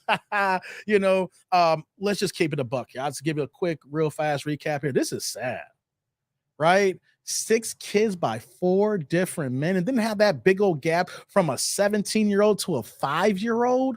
Like, we just know that you just like the raw dog. You don't even care about protection. You can say, I can't have kids anymore because you ran 6 of them things out with different men. What's going on, Ski? Ski saying this here. Seeing how these women act makes me appreciate my mom. I never see my mom making a fool of herself online. Exactly, man. I mean, I move the way I do. My mom, I know she's an older lady right now, but she was with my dad for 49 and a half years before he passed away of his heart attack here. And that's just the marriage process. They were 5.5 months away from being married for 50 years. And before that, guys, there's the engagement process and the dating process. My mom was with my dad for 50 plus years. So we had a conversation, and one of the things that we were talking about, and then, she misses my dad so much. He's been gone for 4 years now. Especially if you be with someone for that long period of time, that's your life. You know what I mean? But when we had our conversations, it's like, she's like, hey, nothing like your father. People respected him. She's like, I didn't have to do nothing. People come in here and they wanted Bill's work. They wanted Bill to help them. I just sit back and watch. Like, my mom was just thinking back, and she like had nostalgia. Like, people respected my man. People wanted to be next to my husband. People knew that he was a good father. He was a provider. He knew that even though we had our differences, because you're being married to someone, it's like he knew that I didn't have to worry. He knew he was going to take care of me and protect me and the boys here, which me being the youngest here. And the way that she was talking about him, you can see, it's like, you don't see how these women talking nowadays. What's going good, Chucky here? So when I was talking to my mom this past week, and I was like, that's the thing that women are not doing today. They don't respect men. They don't respect for the men what they can do for them. Personal items or just fleeting emotions when it comes to just sex. They don't look at the long-term ramification that is needed to build and sustain households. When you have kids and building the family so that the kids can see their father and that they have respect for their father, and they growing up knowing that there's that male figure to grow and raise them here. So when you have that kind of conversation with my mother here, and I do these videos here, it is so night and day, tribe. And I know that I'm in the minority saying that I had my father and my mother for my whole life here, but we have to promote that. Ladies, you get in a relationship here, you shouldn't be wanting to say, this is going to be my baby daddy one day, my future baby daddy. You should be talking about my future husband and the future father to my kids, not future baby daddies on the stuff that, he may leave one day, or you look at him in a certain way like that here. The conversations I have in my household is like, we talking about families. We talking about structure. We're not talking about pookiesha-dom, and nigga-dom and stuff like this here. And like, these guys are no good. You know what I mean? And here's the biggest thing that we see from these women, guys. You guys are okay when the good is good. He is taking care of you. The bills are being paid. You're living your soft life and everything is nice. But what happens when it gets a little bit rocky? What happens when, things are not as settled where it is? And you know what happens then? Without seeing the whole thing through, you guys run. You run for the hills. I'm not here for this. You're supposed to take care of me. Well, wasn't he taking care of you for years when things were good? But then you hit a rough patch and you want to get off the boat. You want to go ahead and get to safer shores. And that tells you right there, guys, if you're doing women like this here, she's not in it for the long haul. She is not there to work with you. She's only there for things to be comfortable. When it gets unsettled, when it gets to a point where it's uncomfortable, where she thinks the end is near, she's going to jump off, use her hypergamy to find another man to feel comfortable with. Instead of saying, you know what? I rock with him for the good times. Let me see how he pulls out of it. Because if he was such a good man to give you to this point here, I want to see how he does to get us out of this situation here. And that is the problem when they say, when we break up and saying irreconcilable differences or whatever the case may be. You're there for the good times, but what about the bad times? That's why we see so many baby mamas here. I'm not saying that these dudes are not perfect here, because we know these dudes are dusties and they're the lower form men who these women are choosing here. But what happens when women get uneasy and say, I don't want to stick this out for the long haul here? You don't know that you could be literally turn a guy into a pookie per se by being a baby mama, because things went hard and then you don't want to switch. You didn't want to stick there for the long haul here. And then when you get off the train and you see how things are rocky, right, Jay, we grew apart, and then you break up like Tia Mowry. And then next thing you know, then he gets cleaned up from the divorce or from the breakup, and then he's back onto his stuff again. He took a dip from the breakup, and now he's settled in there, and he's doing his thing here now. And what do?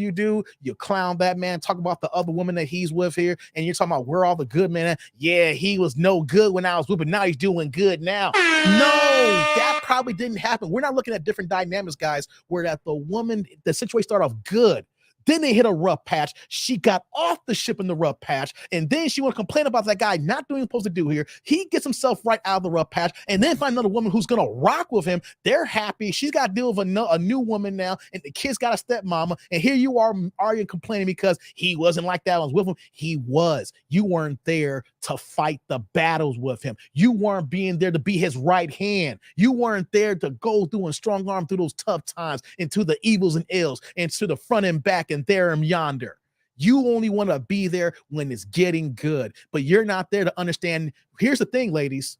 You need to stick around to see how he handles those tough times. Because when you see him handle the tough times and he makes it through and you see the light at the end of the tunnel, then you know that whatever in any kind of situation that's going to happen in the future, you know that, hey, when the times are good, he got me. And then when the times are bad, we're going to struggle a bit, but he's going to get us through it because he's done it before.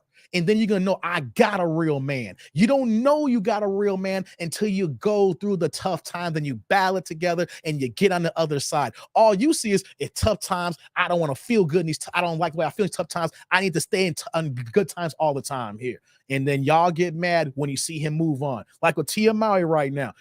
Corey Hardwick is doing his thing right now. And she over here making these goddamn videos talking about the single life is not that good. I hate dating. People don't court no more. Well, you know what though? You had a good man. You went through some tough times. And now you're saying to yourself, oh, I want something new. No, you don't recycle your man. You don't throw your man away. When you say I do, you say yourself, we're going to stick it out through the good and bad, but y'all only want the good. And then when you do that here, ladies, you putting the knife in your own back.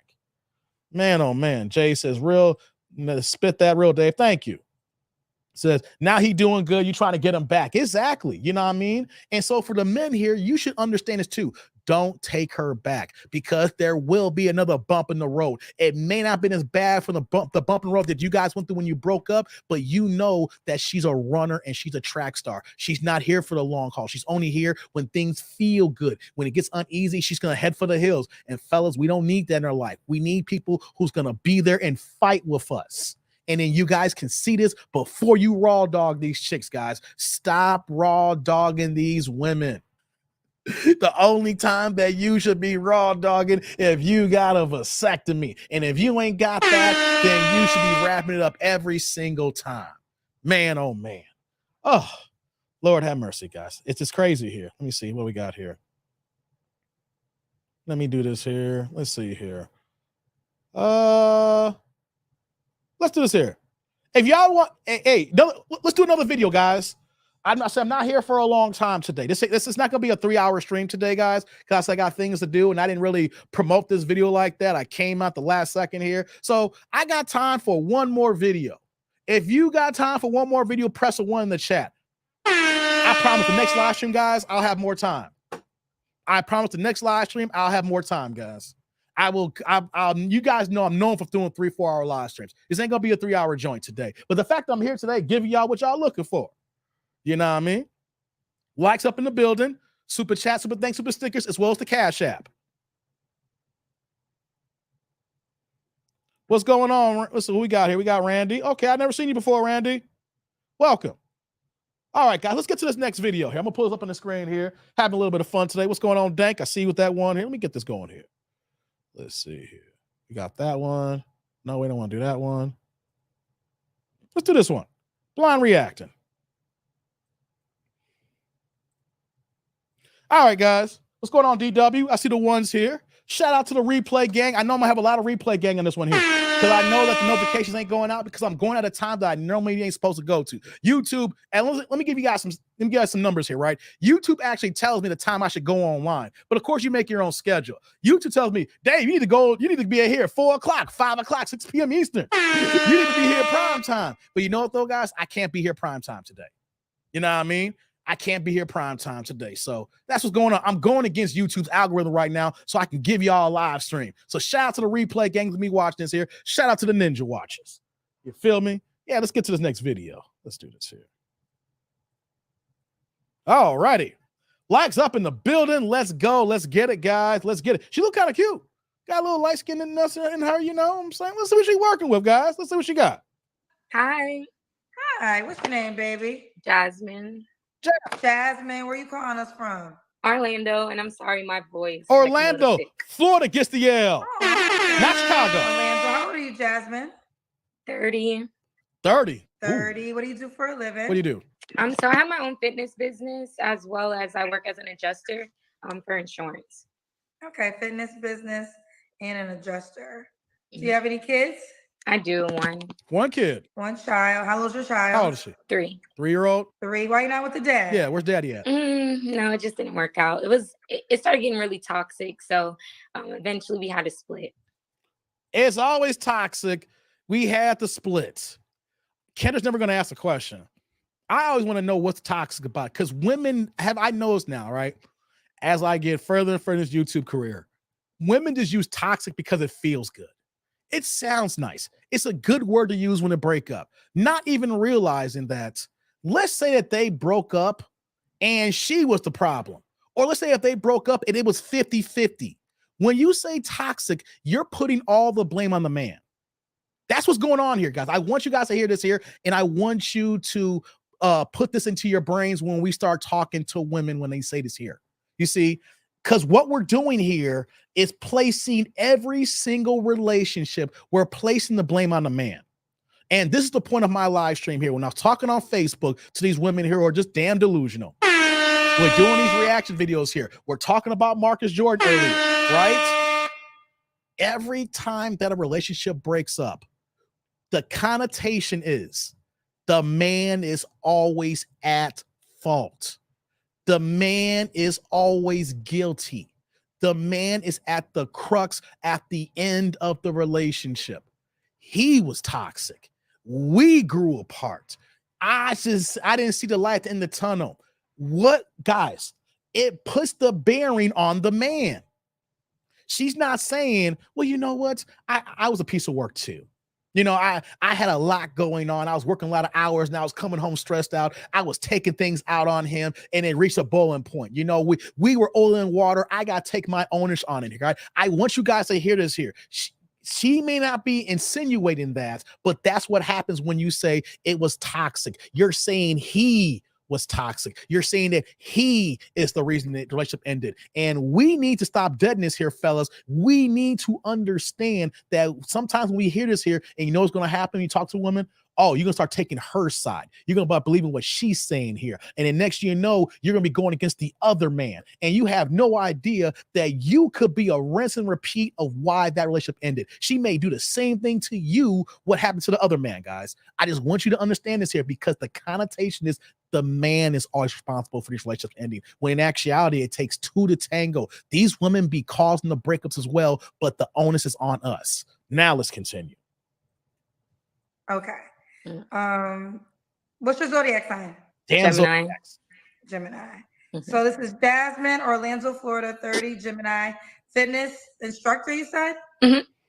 And also an adjuster, insurance adjuster. Right. One child, that's 3. Mhm. All right, but what kind of man you looking for? Let's go, y'all. A loyal man. I honestly am at a point now where I want him to get married. So like, Wanna I get need married someone now? who is okay with obviously having a child because I have a child. So just family oriented. Just really just someone who kind of, I don't want to say old school because I'm still young. So I still like to have a good time with my partner, but someone who's willing to settle down and sit down, you know, and start a family really. I want to know why you didn't have this wife with your baby daddy. Like, because she said, now I want to be married. Now I want a family, right? What did that happen with your baby daddy? Because you have a family with your baby daddy. You have a 3-year-old, right? I'm just kind of curious. Did you want a family then? Because you have a family now and the kid deserves his father here. You said toxic, but we didn't get no details here. Did you not want a family back then? See, this is what I'm talking about. We need to ask certain questions. Kendra's not going to ask it here, right? Because, you know, she's going to run her YouTube show. But guys, when you talk to these women here, do not just take her side when she says this here. It's like, you want a family now? What did you want a family then? So what did you do? Did you fight for your family? We got to remember here, they want the man to fight all the time. Of course you want to fight for your family, but did she fight for her family, or did you guys grow apart and you just naturally want to do your own thing? These are hard-hitting questions when you're 30 years old and you got a baby daddy and you say you want a family now. What about them? Because here's what's happened here. You're signing up for stepdaddy season. That's right, Leroy. Yikes, Florida. Dank, this is for you here. Jesus Christ did an L for me. You got it, brother. Okay. Does he have to look a certain way? Looks. I do like, you know, a certain look. I'm not like picky. I think I just have to be attracted to them. And sometimes that looks different. You know, I've dated different men and they look different before, but I would prefer someone who isn't out of shape. And when I say out of shape, maybe just not so unhealthy, but I'm not also looking for 6-pack either. I'm not mad at that Okay. request, guys. What are your deal breakers? What are the deal breakers? Someone who doesn't believe in God. Someone who isn't like, I guess you would say, I need someone who's very, who has patience and is willing to like work through things. Okay. I get the fact of you want someone who believes in God because these are the conversations we're talking about equally yoked. And people don't use equally yoked in the right fashion, right?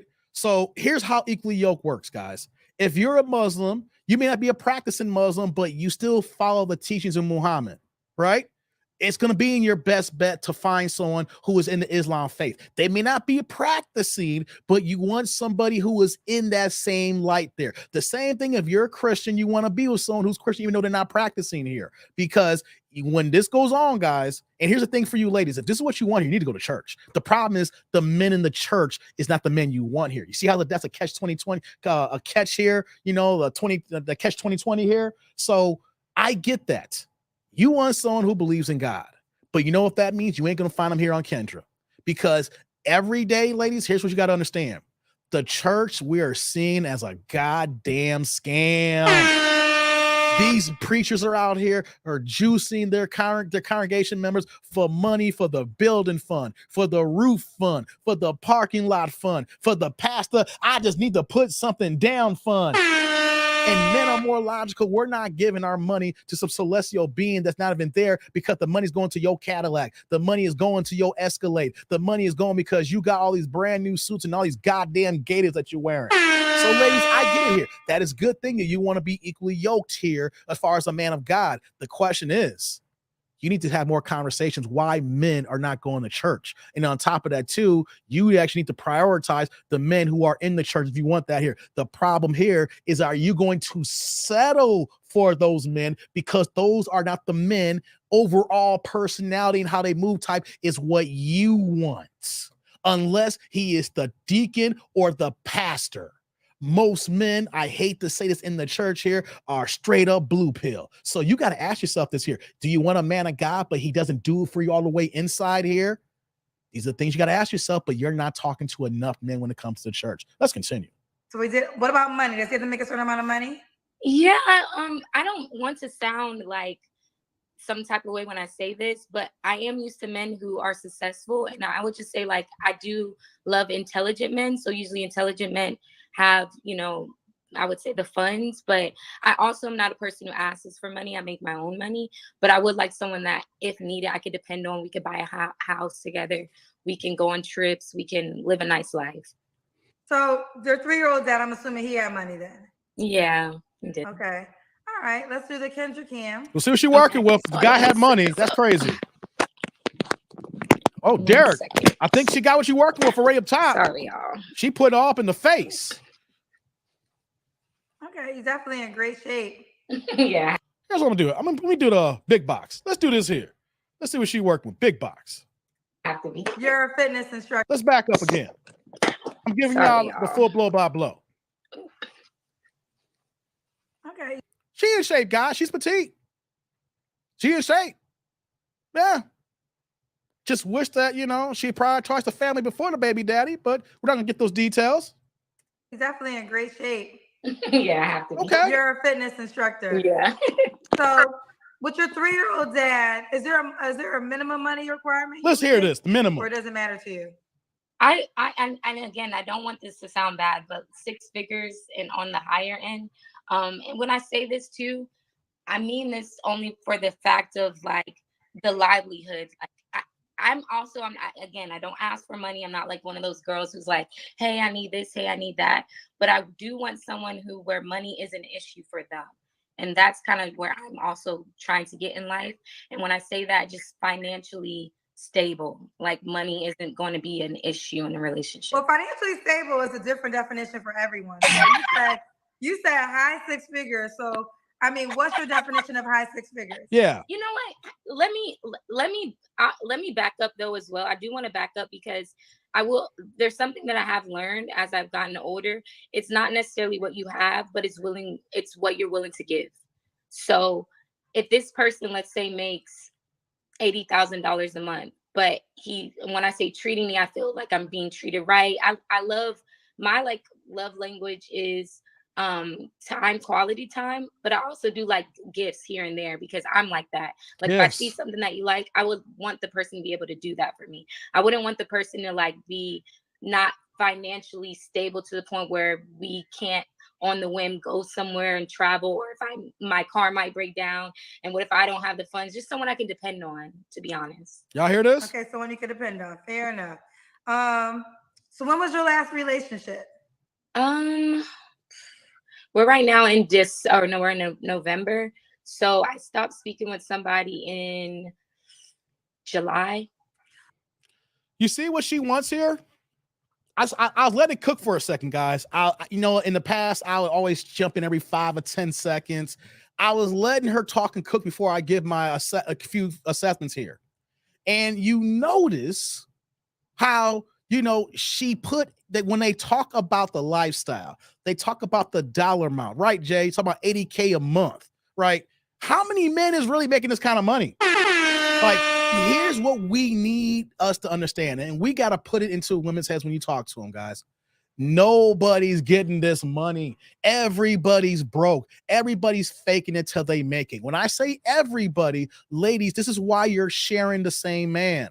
Like, when we look at the dynamics here, I'm going to keep repeating it. And some people think I'm capping here, but you can look it up on your own here. But it just drives the point home that only 13% of black men make $75,000 a year.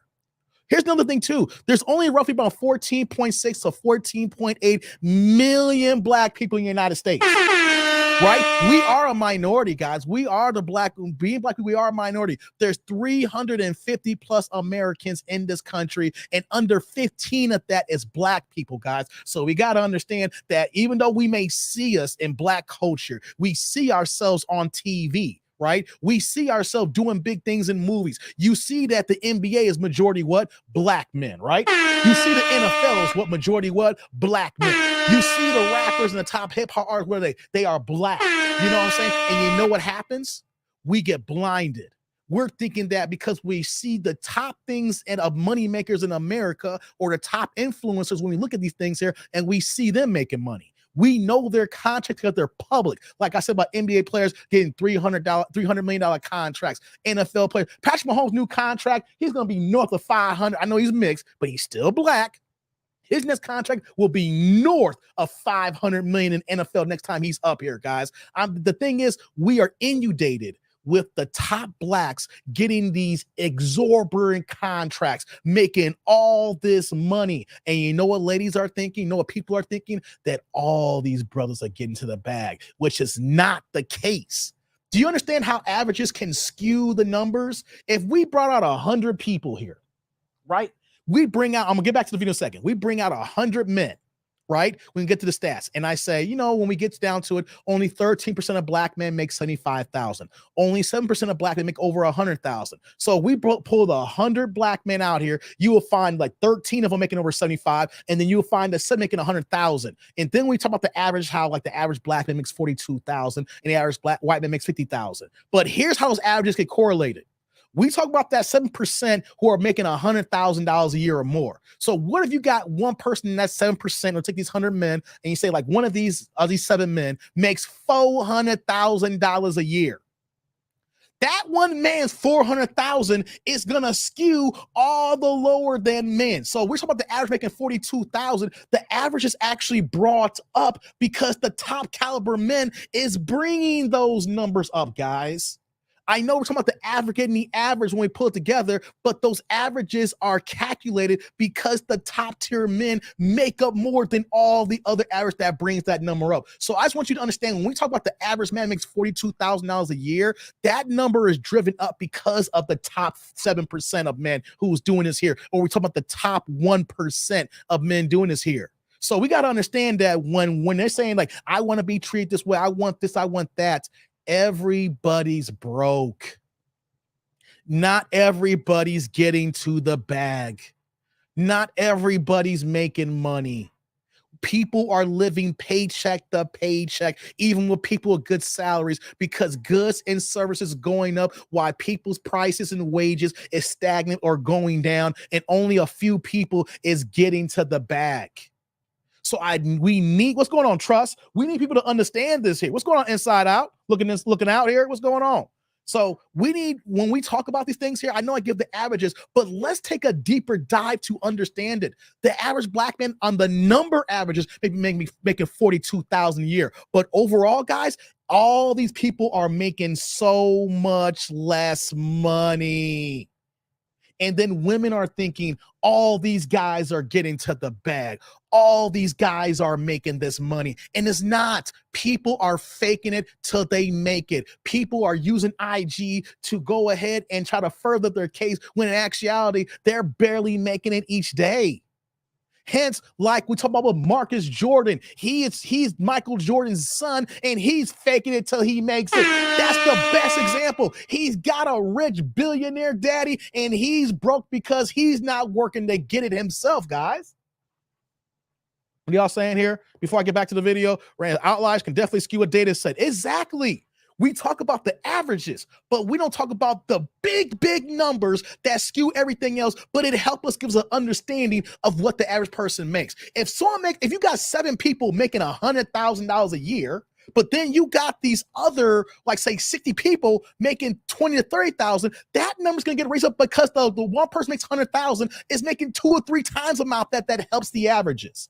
I'm just saying that for a better context, better understanding. When you see that guy and he got a nice outfit on, did he put down the credit card that he ain't gonna pay off right away?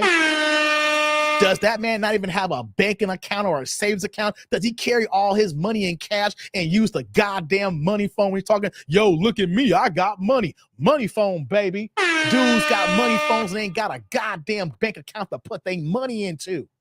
So that's what I'm talking about here. When do we really understand the money that's being made and generated, and to understand that people are not getting to it? So I come back to say this here, ladies. This woman said that her baby daddy makes the money and gets to the bag. If you knew for a fact that you're going to be out here in these streets, you're 30 years old with one kid, you got a baby daddy making money, and then you get out here and you really understand the numbers that people ain't really getting it, people ain't got that money, and you think that guys don't really want to deal with stepdaddyism, when you're in my right mind will say, you know what, let me talk to my baby daddy unless he's doing things heinous. Let's see if we can work it out, because the streets are cold. The streets are lonely. The streets don't love single mamas, okay? You can look as good as you want. And I want you women to understand this here. You will never have a problem finding a man. I'm going to say this here. You do not have a problem finding a man. The issue is, will you find the man that you want? Because all you ladies be saying, my DMs are full. You should see my IG, my Facebook, my text messages, my DMs are lit. Everybody's trying to holler at me. But here's the thing, though. If any one of those men who are hitting you up was a fine quality of substance getting to the bag, would you let that man be left on red? Or would you talk to him and say, what is this man talking about here? None of those men are talking about what you're looking for. That's why your DMs are full. They're full of less than men that boost your ego up. But if any man of quality was there, you would have jumped on it. So let's get back to the video here. But she seems like she's a cute woman.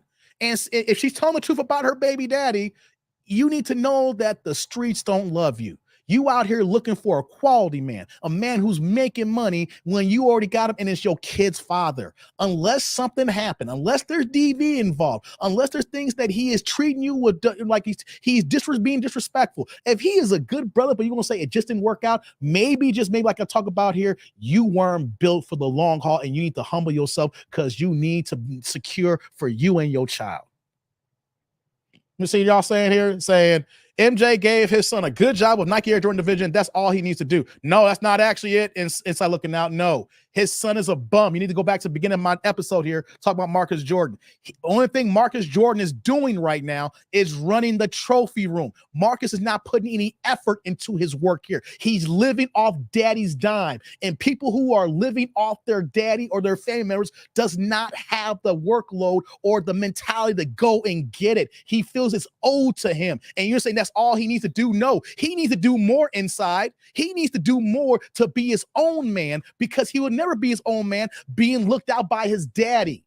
You don't become your own man. Unfortunately, what happens here. You don't become your own man until your pops pass away. And I learned that the hard way. I did not know that. You become your own man when your pops pass away, and then you really figure out how life really is if your daddy's in your life. But the fact that you're saying that that's all he needs to do is wrong. Marcus needs to build himself up to be a man outside of his daddy. And since he's not doing that, that's why he's broke. That's why he maxed out his Amex card at $157,000 and can't pay the bill. Because if he was a man of substance and money, he could pay $150,000 because his daddy's a billionaire. But because he's not getting it, he's not a man. He's not being up to his potential. He needs to do more, people. We got to be better on ourselves here. If he makes the money, then what are we talking about? So let's get back to the video, guys. Let's hear more what she got to say here.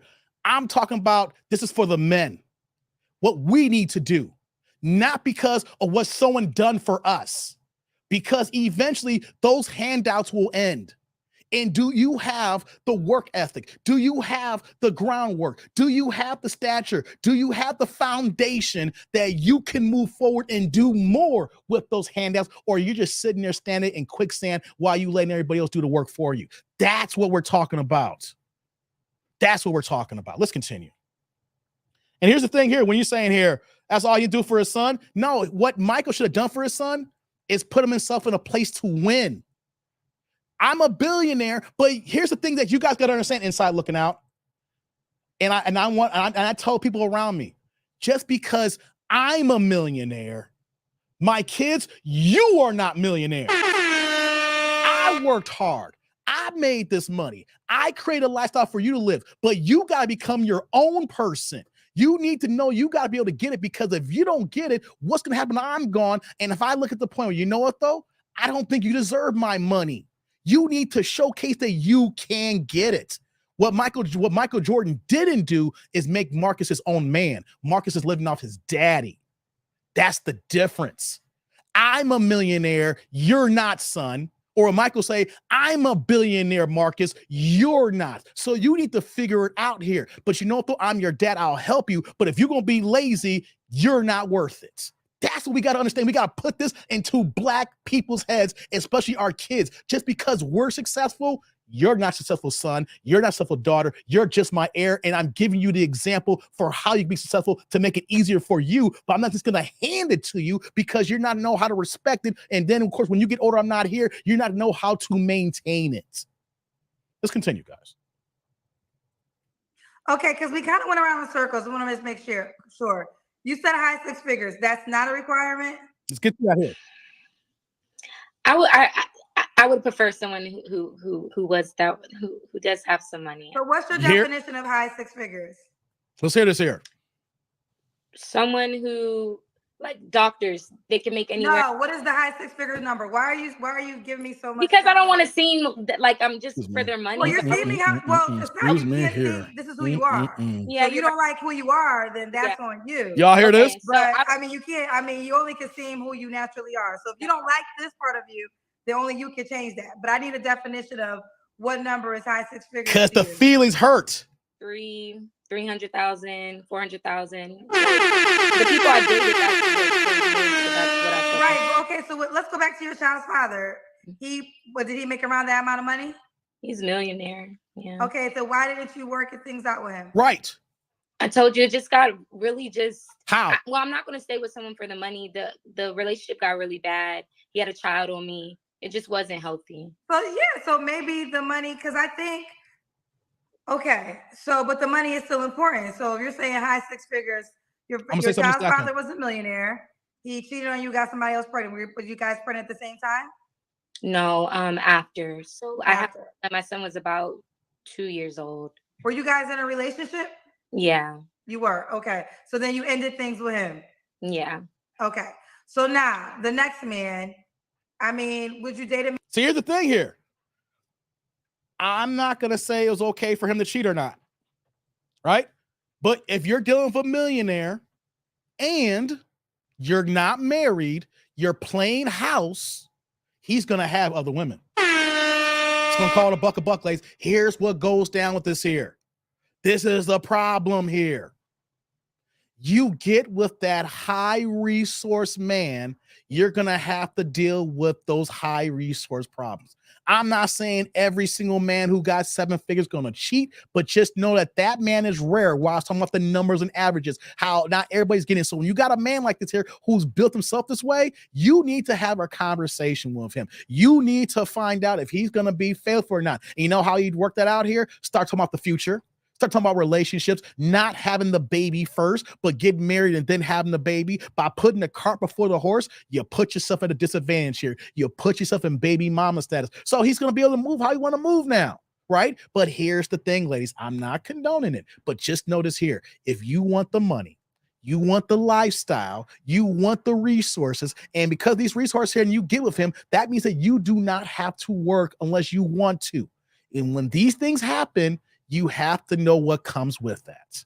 Is it perfect? No. But how many of these men are millionaires? We're talking 0.001% here. And when we're talking about black men, you're really going to the percentages of less than 1% here. So, ladies, you have to understand that if you want the man with money, resources, responsibility, the man who people look up to, you might have to share that man. Is it perfect? No. Like I say, are you going to share a broke Negro? No, you ain't got to share that broke Negro. If a guy makes $50,000 a year, you know you don't got to share him. But if a man making $400,000, got $1 million net worth here, you going to share him. You know why?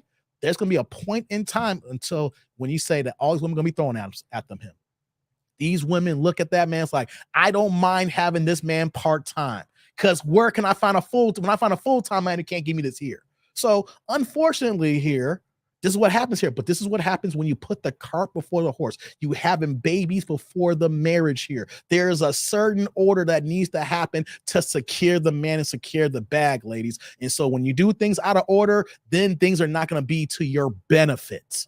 Okay, you had $1 million man. You got pregnant by the time you had him when you were 27 years old. So you were in your prime. You see how young she's in her youth, and she looks good. I know, Derek, she's too skinny for you, but you see that she's a cute woman. She's a very attractive woman, right? She's not ugly. She's attractive, guys. Come on, she's more than a 5. And of course, about 4 years ago, when she went pregnant, 26-year-old, she was in her prime. So this is what we talked about with ladies securing that man, locking him down, putting the onus on marriage and the commitment of a family, not just kicking it and having a good relationship. And then you become a baby mama. And then you say, well, I'm leaving now. Well, you know what, though? You messed up, because now he's going to be happy. He's getting his cake and eat it too here. I'm not saying everything is perfect, but when you're her age, she should have secured that man. Now you a baby mama. But you know what, though? People only learn after the fact. And now she wants that same kind of man, making that same kind of money, but at the same time thinking that she's going to get different results. If you want that man, that millionaire, just know that you might be sharing him. You can avoid sharing that man if you go through the struggle of and you give a man and you build yourself up together. But if you want to be at the finish line and he's already there, just know that there's other women there at the finish line too. Let's continue. A man that made less than 300K? Yeah. Okay, so you're used to a certain lifestyle. This is what happens at times, but I challenge the women who have the money requirements to think of all the reasons why you left. And then you'll maybe realize that maybe money isn't first important. Yeah, and that's when I'm learning that it doesn't, that's not a deal breaker or anything for me. If you ask like for a preference, but then again, you're totally right by what you say. I don't disagree to anything that you're saying. She's saying that, guys, but let me ask y'all, do y'all really believe that if she had a choice, if both men were equal and the guy was $200,000-$300,000 a year and the other guy's $80,000 a year, who she gonna pick? If everything is equal, who she gonna pick? She's saying that now because what did she say a few moments earlier? She doesn't want to look like a gold digger because this is what women want. You know what I mean? So, of course, she's going to say what she's saying right now because she's not being completely honest with us, guys. What's going on, Hopkins? Champagne hole, Kool-Aid money. Hey, come on, Hopkins. You came in shooting. Man, you came in shooting. You got the full clip. All right, let's continue. And I'm not saying, I think people always say I'm trying to put struggle up. That's not what I'm trying to do. I'm just trying to get people to understand the difference in what you say you want and then what's most important, right? Right. So I'm not saying you can't find a 400K man that will be faithful and treat you as you deserve. I mean, you're a pretty girl, so it definitely is possible. But I was just trying to get to the root of what you're saying. My preference and what's most important to me is honestly really a good guy. Like that's the most important to me. Well, what's your definition of a good guy? Somebody who I can trust, I can depend on, someone who I feel like is going to, like, my biggest thing is comfort, feeling comfortable with my person. And when I say that, protected, like where I don't have to worry about those things that I've had to worry about in the past, being lied on, lied to, being embarrassed, like, you know, just someone that is really just ready to really get things going, like in a serious manner, not in a, like, just dating just for fun, like, because like I said, I do want a husband. Got you. Okay. Let's keep going. Okay. I just want to pause that for a second. She wants a guy to take her serious now. Did y'all hear that? How many times we got to talk about this here? She wants a guy to take her seriously. So you know what that means, guys? I haven't seen her IG, but outside of this video, when she's moving in day to day, men don't take her seriously. Her baby daddy don't take her seriously. And she's saying she won't be taken seriously. She wants to date for intention. So you know what that means, ladies? If guys are moving this way, then that means there's something you're projecting that's saying that you're only for a good time, not for a long time. That's what we got to hear here, guys. Remember, when she's saying this here, what is she saying? Guys don't take you seriously. Why don't guys take you seriously? Why are guys just dating to be dating? Why are guys just dating you to glaze buns? Why is that? You see, the way you're moving, the way you're projecting, the whatever energy you're giving off, guys are saying you're here for a good time, not for a long time. I don't want to take you seriously here. So, ladies, this is not just on the men here. Guys, this is not just on the men. This is on how you project yourself to everybody else. If you want to be taken seriously, then what are you doing? We need to look on what you're doing, that why they're not taking you seriously. Why are they only looking at you just for sex? Why are they looking over just to bend you over? Why are they not looking at you for more than just, not just for wifey and for a family? They only see you for a good time and not for a long time. Why is that? You can't blame men for this one here. If you want to be taken seriously, you have to be presented in a case where men look, you're saying, this is who I want wifey to be. If you don't have that personality, if you don't have that mentality, then that's what men are going to do to treat you that way. And it doesn't help that now that you're a baby mama. Let's continue. Keep going, Jasmine. Did I actually think I did. We did a Kendrick Cam too. All right. So what are 3 flaws you have to work on? Let's do 3 flaws. I would say for me, I go to therapy, so I've been told by my therapist that I am a bit controlling. Oh, wow. And I see that, and sometimes I don't think in necessarily a bad way, but I can say that, and sometimes I can be controlling of situations. Okay. I would say something else I could possibly work on is maybe not taking everything so lightly. Like when you ask me, or being comfortable with who I am. Like when you ask me about the money and the funds, things like that kind of make me uncomfortable. So just being more like, think about that though for a second. Why does that make you uncomfortable? I don't know. I guess like just the person I've always been. I never am like you need to do this or you need to have this going on and this to like me or to date me. I kind of just like let people be who they are. Money makes me like talking about money. I'm not the most comfortable with that, just because I know that everyone has you have a different season in your life. So I don't want to like say, oh, I don't want this type of person, because what if I need that type of person in my life in this season? So I'm just open. We're only at 2. Okay. So Jasmine, do you want more kids? You see how that goes there? Kendall don't be following up with that. She only named 2. And those 2 things are bad. Because what she is sounding like is that she said she's controlling. So I don't see that in a bad way. It is bad if your therapist, here's the thing, guys. She's in therapy, and if her therapist is telling her you are controlling and you got to work on this, and she's saying, I didn't know it's that bad and I got to work on this here, that means that you want things your way, and that's the only way. And if you don't get your way, then you're going to be hell on wheels to pay for here. That's huge, guys. That is huge. She didn't name 3 things, but the fact that she says she's controlling, you know why? Here's one thing we got to look at, fellas. She has pretty privilege. Some of y'all may not think this way, but she is a cute, attractive woman. So the guys that she's going to come across here, she's going to showcase that she's going to be able to get in relationships or talk to men because she presents herself with a nice little body. She's cute, so she has pretty privilege. So when it comes to pretty privilege, she's 30 years old now. If you looking like this and she's 30 years old, that means that guys has always been giving her way. They've been telling her how fine she is, how they want to drink her bath water, how she's the baddest woman on earth here. You know what I'm saying? Give me that light-skinned chick. Oh, yeah, give me that butter pecan, chocolate molasses. You know, like Wu-Tang can say, watch these whack niggas get all up in your guts. French vanilla butter pecan, you know? That's what she's been hearing her whole life. So when she says she's controlling, it's the pretty privilege. She's been told that she's been looking good. She always looks good, that she's fine. That goes to their head and it changed them to how they move. When they want things, they want it on their terms because Guy's going to give her what she wants. But now the problem is she's 30 years old, a kid, and guys don't take her seriously now. Do y'all see how that come to play here? For up until the baby daddy came for 26, 27 years old, she got what she wanted. But then when she got with the millionaire man, she got what the man willing to do, she wasn't taken seriously because she didn't present herself seriously. Hence why when she said, let's say he was lying. Let's say he was dipping and dodging and moving around, things of that nature.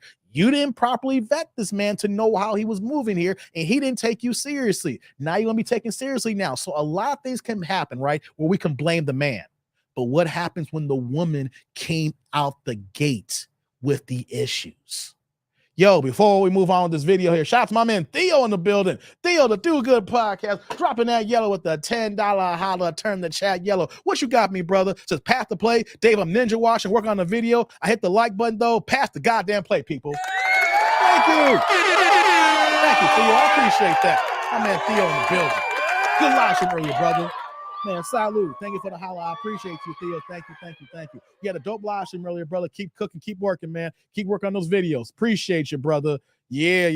Ninja watching, pass the plate. If you guys can't pass the plate, guys, hit the like button. That's all I'm asking for. Some of y'all know it ain't payday yet. We're at the end of the month here. It's coming holiday time. You got to buy gifts. Even if y'all can't pass the plate, hit the like button, man. That's all I'm asking for. I need that engagement. Thank you, brother. Thank you. She wants caviar dreams while she has beer money. Facts.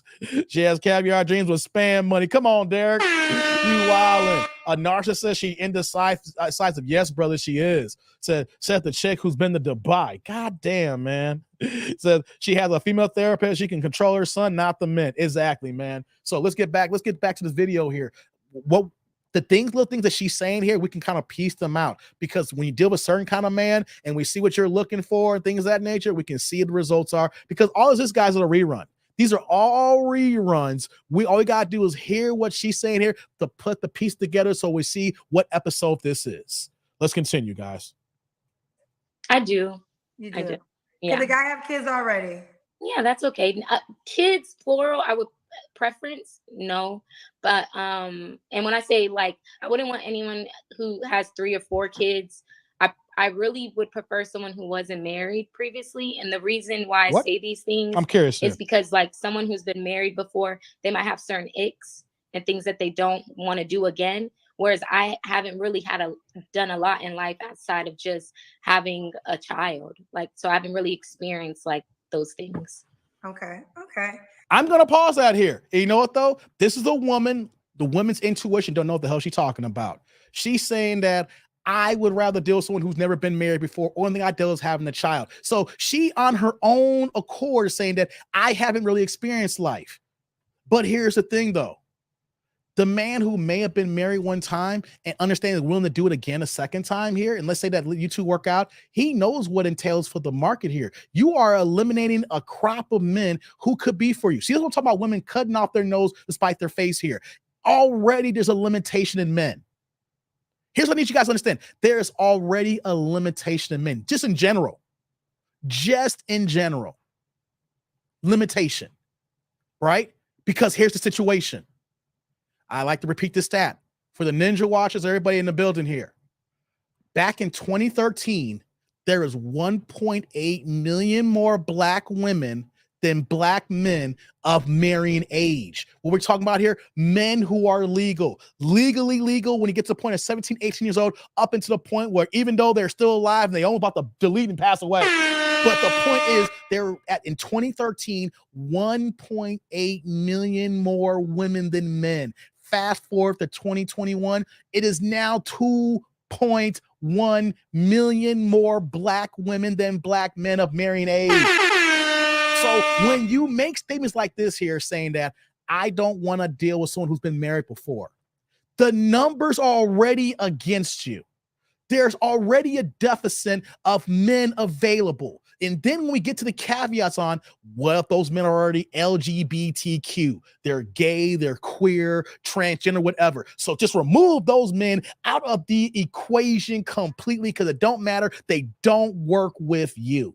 Then you're going to say here, well, you know what, though? We got to limit the men who are already married and they're not on the market. So you got to take those men out the market right now, because you will be the other woman. You don't want to be the other woman, right? So right then and there. Then, of course, you said you would prefer a man who makes a certain amount of money, over 6 figures, 300,000-400,000, because your man was a millionaire. You already just eliminated almost every single goddamn man there is now, because you want a certain man, certain lifestyle. So by default, she's almost eliminated every single man in the game here. And the point I'm trying to get here is, ladies, just because a man was married in the past here, how about you get to know that person? Find out why that marriage didn't work out. Did it work out for the same reasons why it didn't work out in your relationship? Did the woman cheat?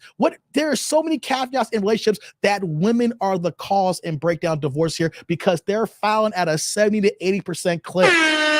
So the point I'm saying is, you guys could be giving up your guy who could be there because he rocked with the wrong banshee, got his life together, and moved on here. The point is, you're cutting your nose off because there's not that many men, and you're not keeping everything open. I'm not saying to go with the man who's going to cheat on you. I'm not saying go for the man who's going to say, I want a poly relationship. You're going to be one of 3 here. I'm saying that when you just put those areas in play here, you're already not going to be able to find the man, because you're taking them out of the equation before they even say hi.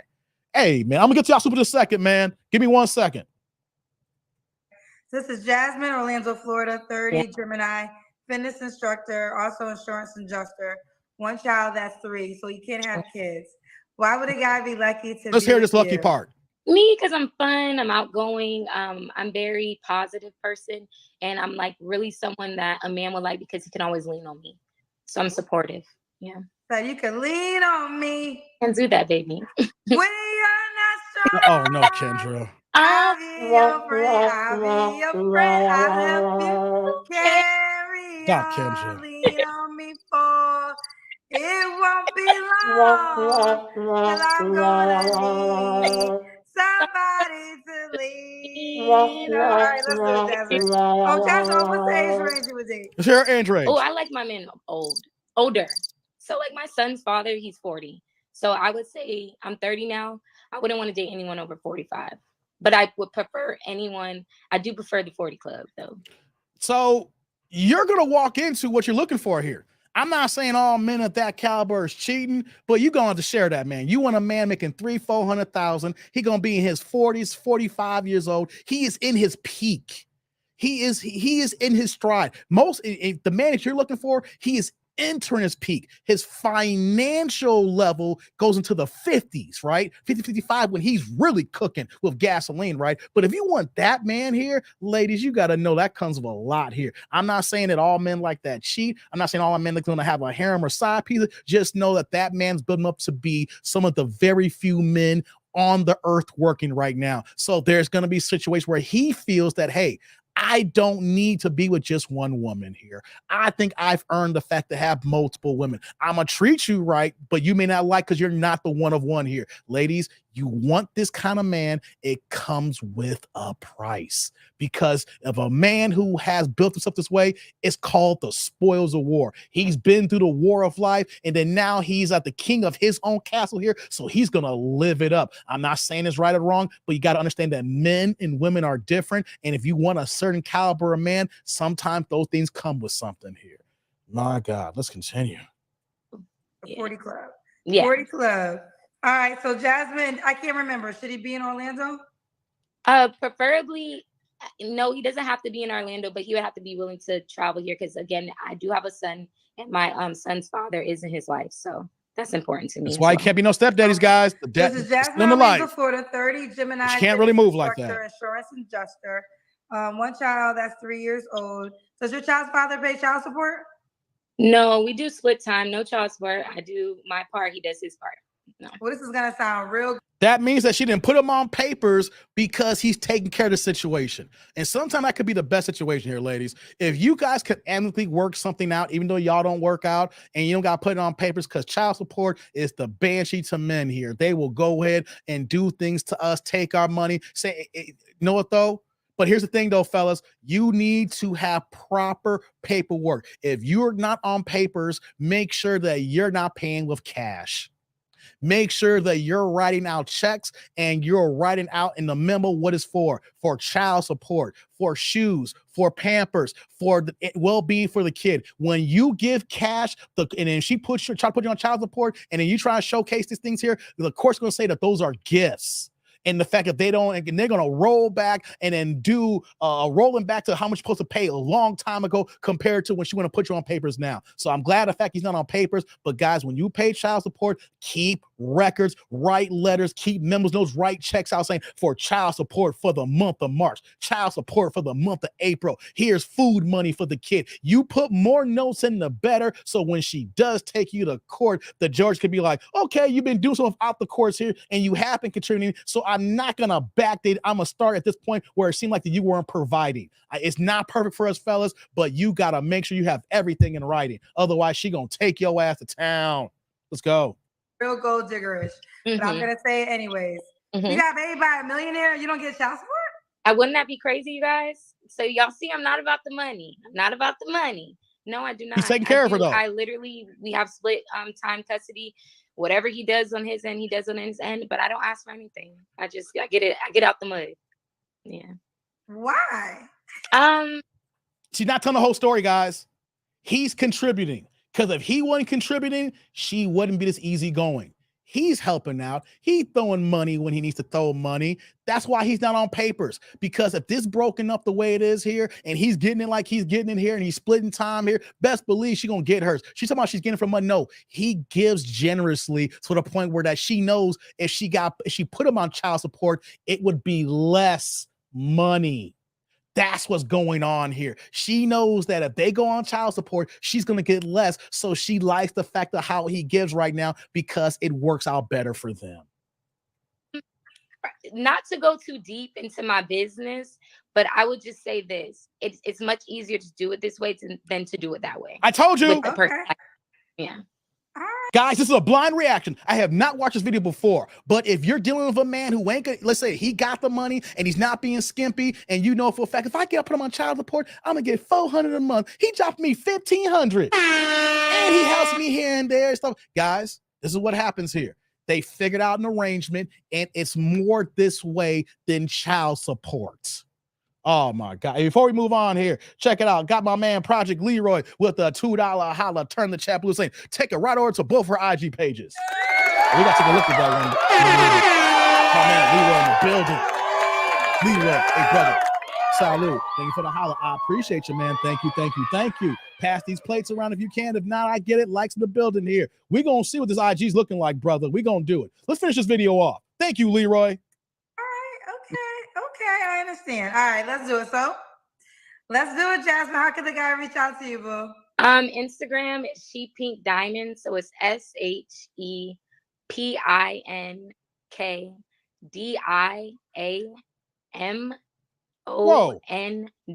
but with the Z, no S. Yeah. Is it at the bottom? That's actually my fitness page, ShePink Fitness, but it would just be ShePink Diamonds. So instead of an S on diamonds, it would be Z. So is it not fitness? Is ShePink Diamonds with a Z? Okay. Yeah, that's my Instagram page. This is like YouTube. I just got on here from YouTube. Okay, guys. So if you guys look at her bottom, there's a ShePink Fitness. Type in ShePink Diamonds, and the last is a Z, and we're gonna see what this IG is looking like here. Ooh, I gotta take my glasses off.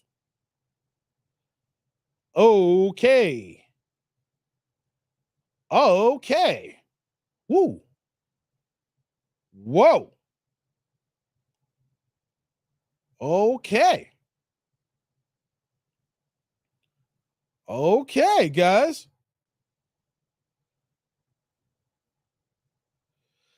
Okay.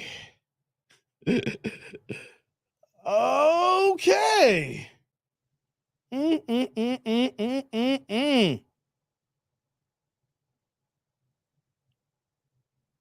Hey, speak of the devil, I'm looking at one of the IGs right now, and like I talked about pretty privilege, one of her posts even said, pretty privilege is real, and I'm having a blast. Dude, I'm blind reacting to this right now, and I talked about pretty privilege, and she got an IG meme talking about pretty privilege, guys. Oh my God, hold on, I think we're at the end here. Yeah. Gotcha, okay. Well, fair enough. Keep me posted how it goes, babe. Okay, I will. I really appreciate your time. Thank you. You're welcome. Okay, we're done with that video, guys. That was the end here. I'm going to get to y'all supers here. I called it, guys. Pull up that IG.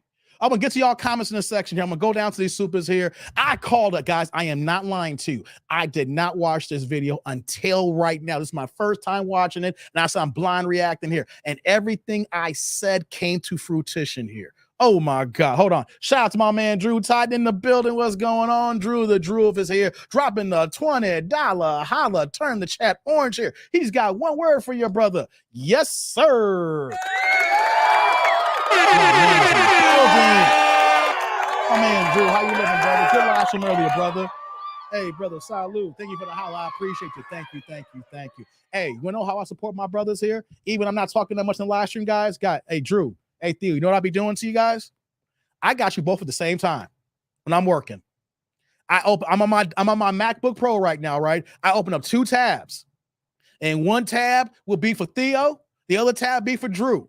And I'll go back and forth and watch both of y'all. You know what I'm doing to your brothers here? I'm giving y'all watch time. I'm showing y'all love and support. So even when I'm ninja watching for both y'all channels, I'm watching both y'all channels every day here, and I just leave it there to give y'all the watch hours, brother. I'm supporting. I'll go back before I'll be in Theo's chat, and I'll come back and listen to Drew's chat and things of that nature.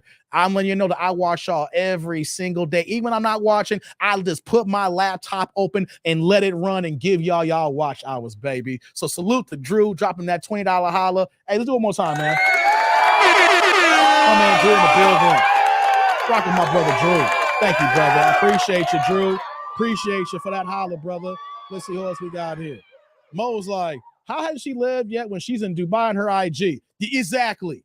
That, Mo, this is what we're talking about here. When women will say certain things that sound right. Remember how she said that she didn't want to talk about money because she didn't want to be viewed a certain type of way? Because she knows the stigma. She knows how she moves, and now she's on a public platform. She knows she's being caught up on. So you're going to say, I ain't lived besides having a baby. You've been to Dubai. You've been to Dubai? That means that you got shitted on. You've been a walking porta potty. Goddamn. What's going on, MOP? With a 14-month member chat saying, looks like she sucks a mean one. F. Moist Watkins. Hey, I think about House Party 3 when I hear that with Bernie Mac. You know your wife can suck the meanest. You one happy man. Shout out to Bernie Mac. Rest in peace. What's going on, No Limit? Good to see you, brother. Yeah. Hey, yeah, I can't stand Cat. I know when I sing, but come on, her. Lord have mercy. Hey, who else we got? What we all saying in the chat here as we get scrolling down here? It says, Jay's like, take a snapshot of these checks with your phone too. God damn. It's coincidence she dated a millionaire. Yeah, I know. Ain't that kind of coincidence? Ain't that kind of a coincidence here? What's going on? Hopkins says she got it out the mud bad. Yeah, she got out the mud. Yeah, come on now. Stop playing with me. She ain't get nothing out the mud. Yeah, I checked it out, brother. I checked it out. Thank you. Hey, Leroy, everybody click on that there so y'all can see what I'm seeing here, guys. Lord have mercy. Let me go back to this here. I'm going to look at this while I'm going through the chat here. $100 bill for starters. Oh my God. You said to do better with the earlier is that okay.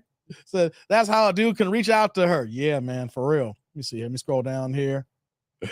3 likes come from me. No doubt, brother. No doubt. It's not rocket science. You got that right. I'm just gonna get caught up here. What's going on, Grits and Bacon? Good to see you, man. Grits and Bacon in the house. Is she skating into Dubai? Hey, man, stop playing, man. Stop playing. Hoflation says Renee, facts. See you, Anthony. Get back to work. I feel you, man. Yeah, I'm over here. I got to put my glasses up for this. Yo, I'm just going to keep it a buck here. Her IG, let me keep it a buck, guys. Her IG does not say I'm a wife. Her IG says I am a baby mama, and I'm here but I don't look at someone like that seriously. You know what I see when I see a woman like this here? Some summer love. You see a nice chick like that, you know, and everything. You know, you gonna rock with that for the summer. She rocking on dresses. She gonna show the skin the way it's skin. You're gonna be able to knock that box out. But hey, when it comes to cuffing season, you're gonna move on to something a little bit more substantial. I hate to do that, ladies, but your IG will tell us if you'd be taken seriously or not. And I look at this, I don't see somebody take seriously. I say I'm gonna have a good time for a few months. I do not see wifey in these pictures here. I see somebody who's for show and not for go. And you know what though? Here's the thing, when you see an IG like this, yes, there's going to be guys all up and down the DMs. They're going to be thirsty. They're going to be drinking the water. They're doing everything possible to get her attention, right? But that's not the men that she wants. The men that she wants is her baby daddy who didn't take her seriously. So ladies, you got to understand here how you're moving, and you don't even realize that you market yourself just as a fun girl, not as the serious one where we see it's like, yo, I want to make this wifey. I want to rock with this forever. No, you're showcasing that, man, you look good for the season right now and we can have a good time. But after that, then it is what it is, and it'll be what it will be, y'all. Oh my God, man, oh man, oh man. She's looking good, these pics though, guys. That's what I'm saying. And that's the problem though that women don't understand. We will look at this and we'll be in our circles like, damn, you see, look how fat that is, look how good, look at that skin. And you ladies hear that, and then you thinking that this is the end all be all. What we're saying is, damn, I wonder how her sex is. That is what we're talking about. We're not saying, damn, I want to take you off the market. We're saying, damn, I just want to take you out for Saturday night. Lord have mercy. Lord have mercy, guys. Woo. I'm going to get off that now. Let me do that. Put that down. Woo, boy. No Limit says she definitely looked good, but she's definitely not a wife at this point in time. No. And that's the one thing that she wants. She said now at 30, you see how the wall hits women now? She got the kid, she got the baby daddy, but it's not serious. He does what he does, but she's single and everything like that. When women hit 30, that's when they want to prioritize the things that she should have been prioritizing at 26 before she got pregnant. But now that the things have happened, now she wants marriage. You see, there was an opportunity for her 4 years ago to not get knocked up, to not let this man raw dog, to not let this man ski, at least get on protection or some sort of thing so you don't get pregnant here, so that you can require that man to give you the most that you're looking for. But you gave that man sex. You love the access. You love what he provided. You don't even got to put him on child support because he's taking care of you and your son right now. You didn't prioritize the most important thing. And because that didn't happen, he looked at you as the plaything that you were until y'all messed up and had a baby. And that's what happens to so many women. Oh boy, likes up in the building, guys. Likes up. I'm about to get out of here now, guys. About to get out of here, man. Got to go. I don't know if I'm gonna sneak back later on tonight. Let's see what happens. I don't know if I come back tomorrow. I've never done a 2-for-1. Come back later on the night. I don't want to tease you guys like, Dave gonna come back. I'm the same though. I gotta get out of here. I came early, and this is not my normal time. I don't normally have the same energy when I do this during the day. Like I have energy, but this doesn't have the same impact. When you do prime time, but you get in the show. You know what I'm saying? But the thing is that, I got things going on. So I don't know if I'm going to come back tonight or not, or maybe tomorrow. So we'll see how this goes on here. What's going on, Jurgen? I can't check this. I eliminate all social networks. Okay. Well, you know what? You can go on Google. You can Google and pull up the search. They might ask you to sign in. I don't know. But you can go on Google, put the URL and see if it pops up. You know what I mean? But hey, guys, I'm going to get out of here. I got to head to the hospital. This was fun, guys. I wanted to get a live stream. I didn't want to be off. I didn't do nothing the entire weekend. So, hey, you know what you guys can do here. Let me go put the stuff up here. I'm going to get out of here. We got to do some things here. You guys can do. You can like, comment, subscribe, and click on the bell notification below. We're going to get back to a regular scheduled program. We got more live streams coming up. I also got a video for Eric Jordan. You know what I'm saying? I'm going to drop some for him this week and everything. We do some standalones here. So we're going to get out of here, guys. I appreciate y'all checking in. Likes up in the building. Shout out to the Ninja Watchers, the replay gang. I can't wait for y'all to check this out, guys. So let me go ahead and get this going here because we got to get out of here,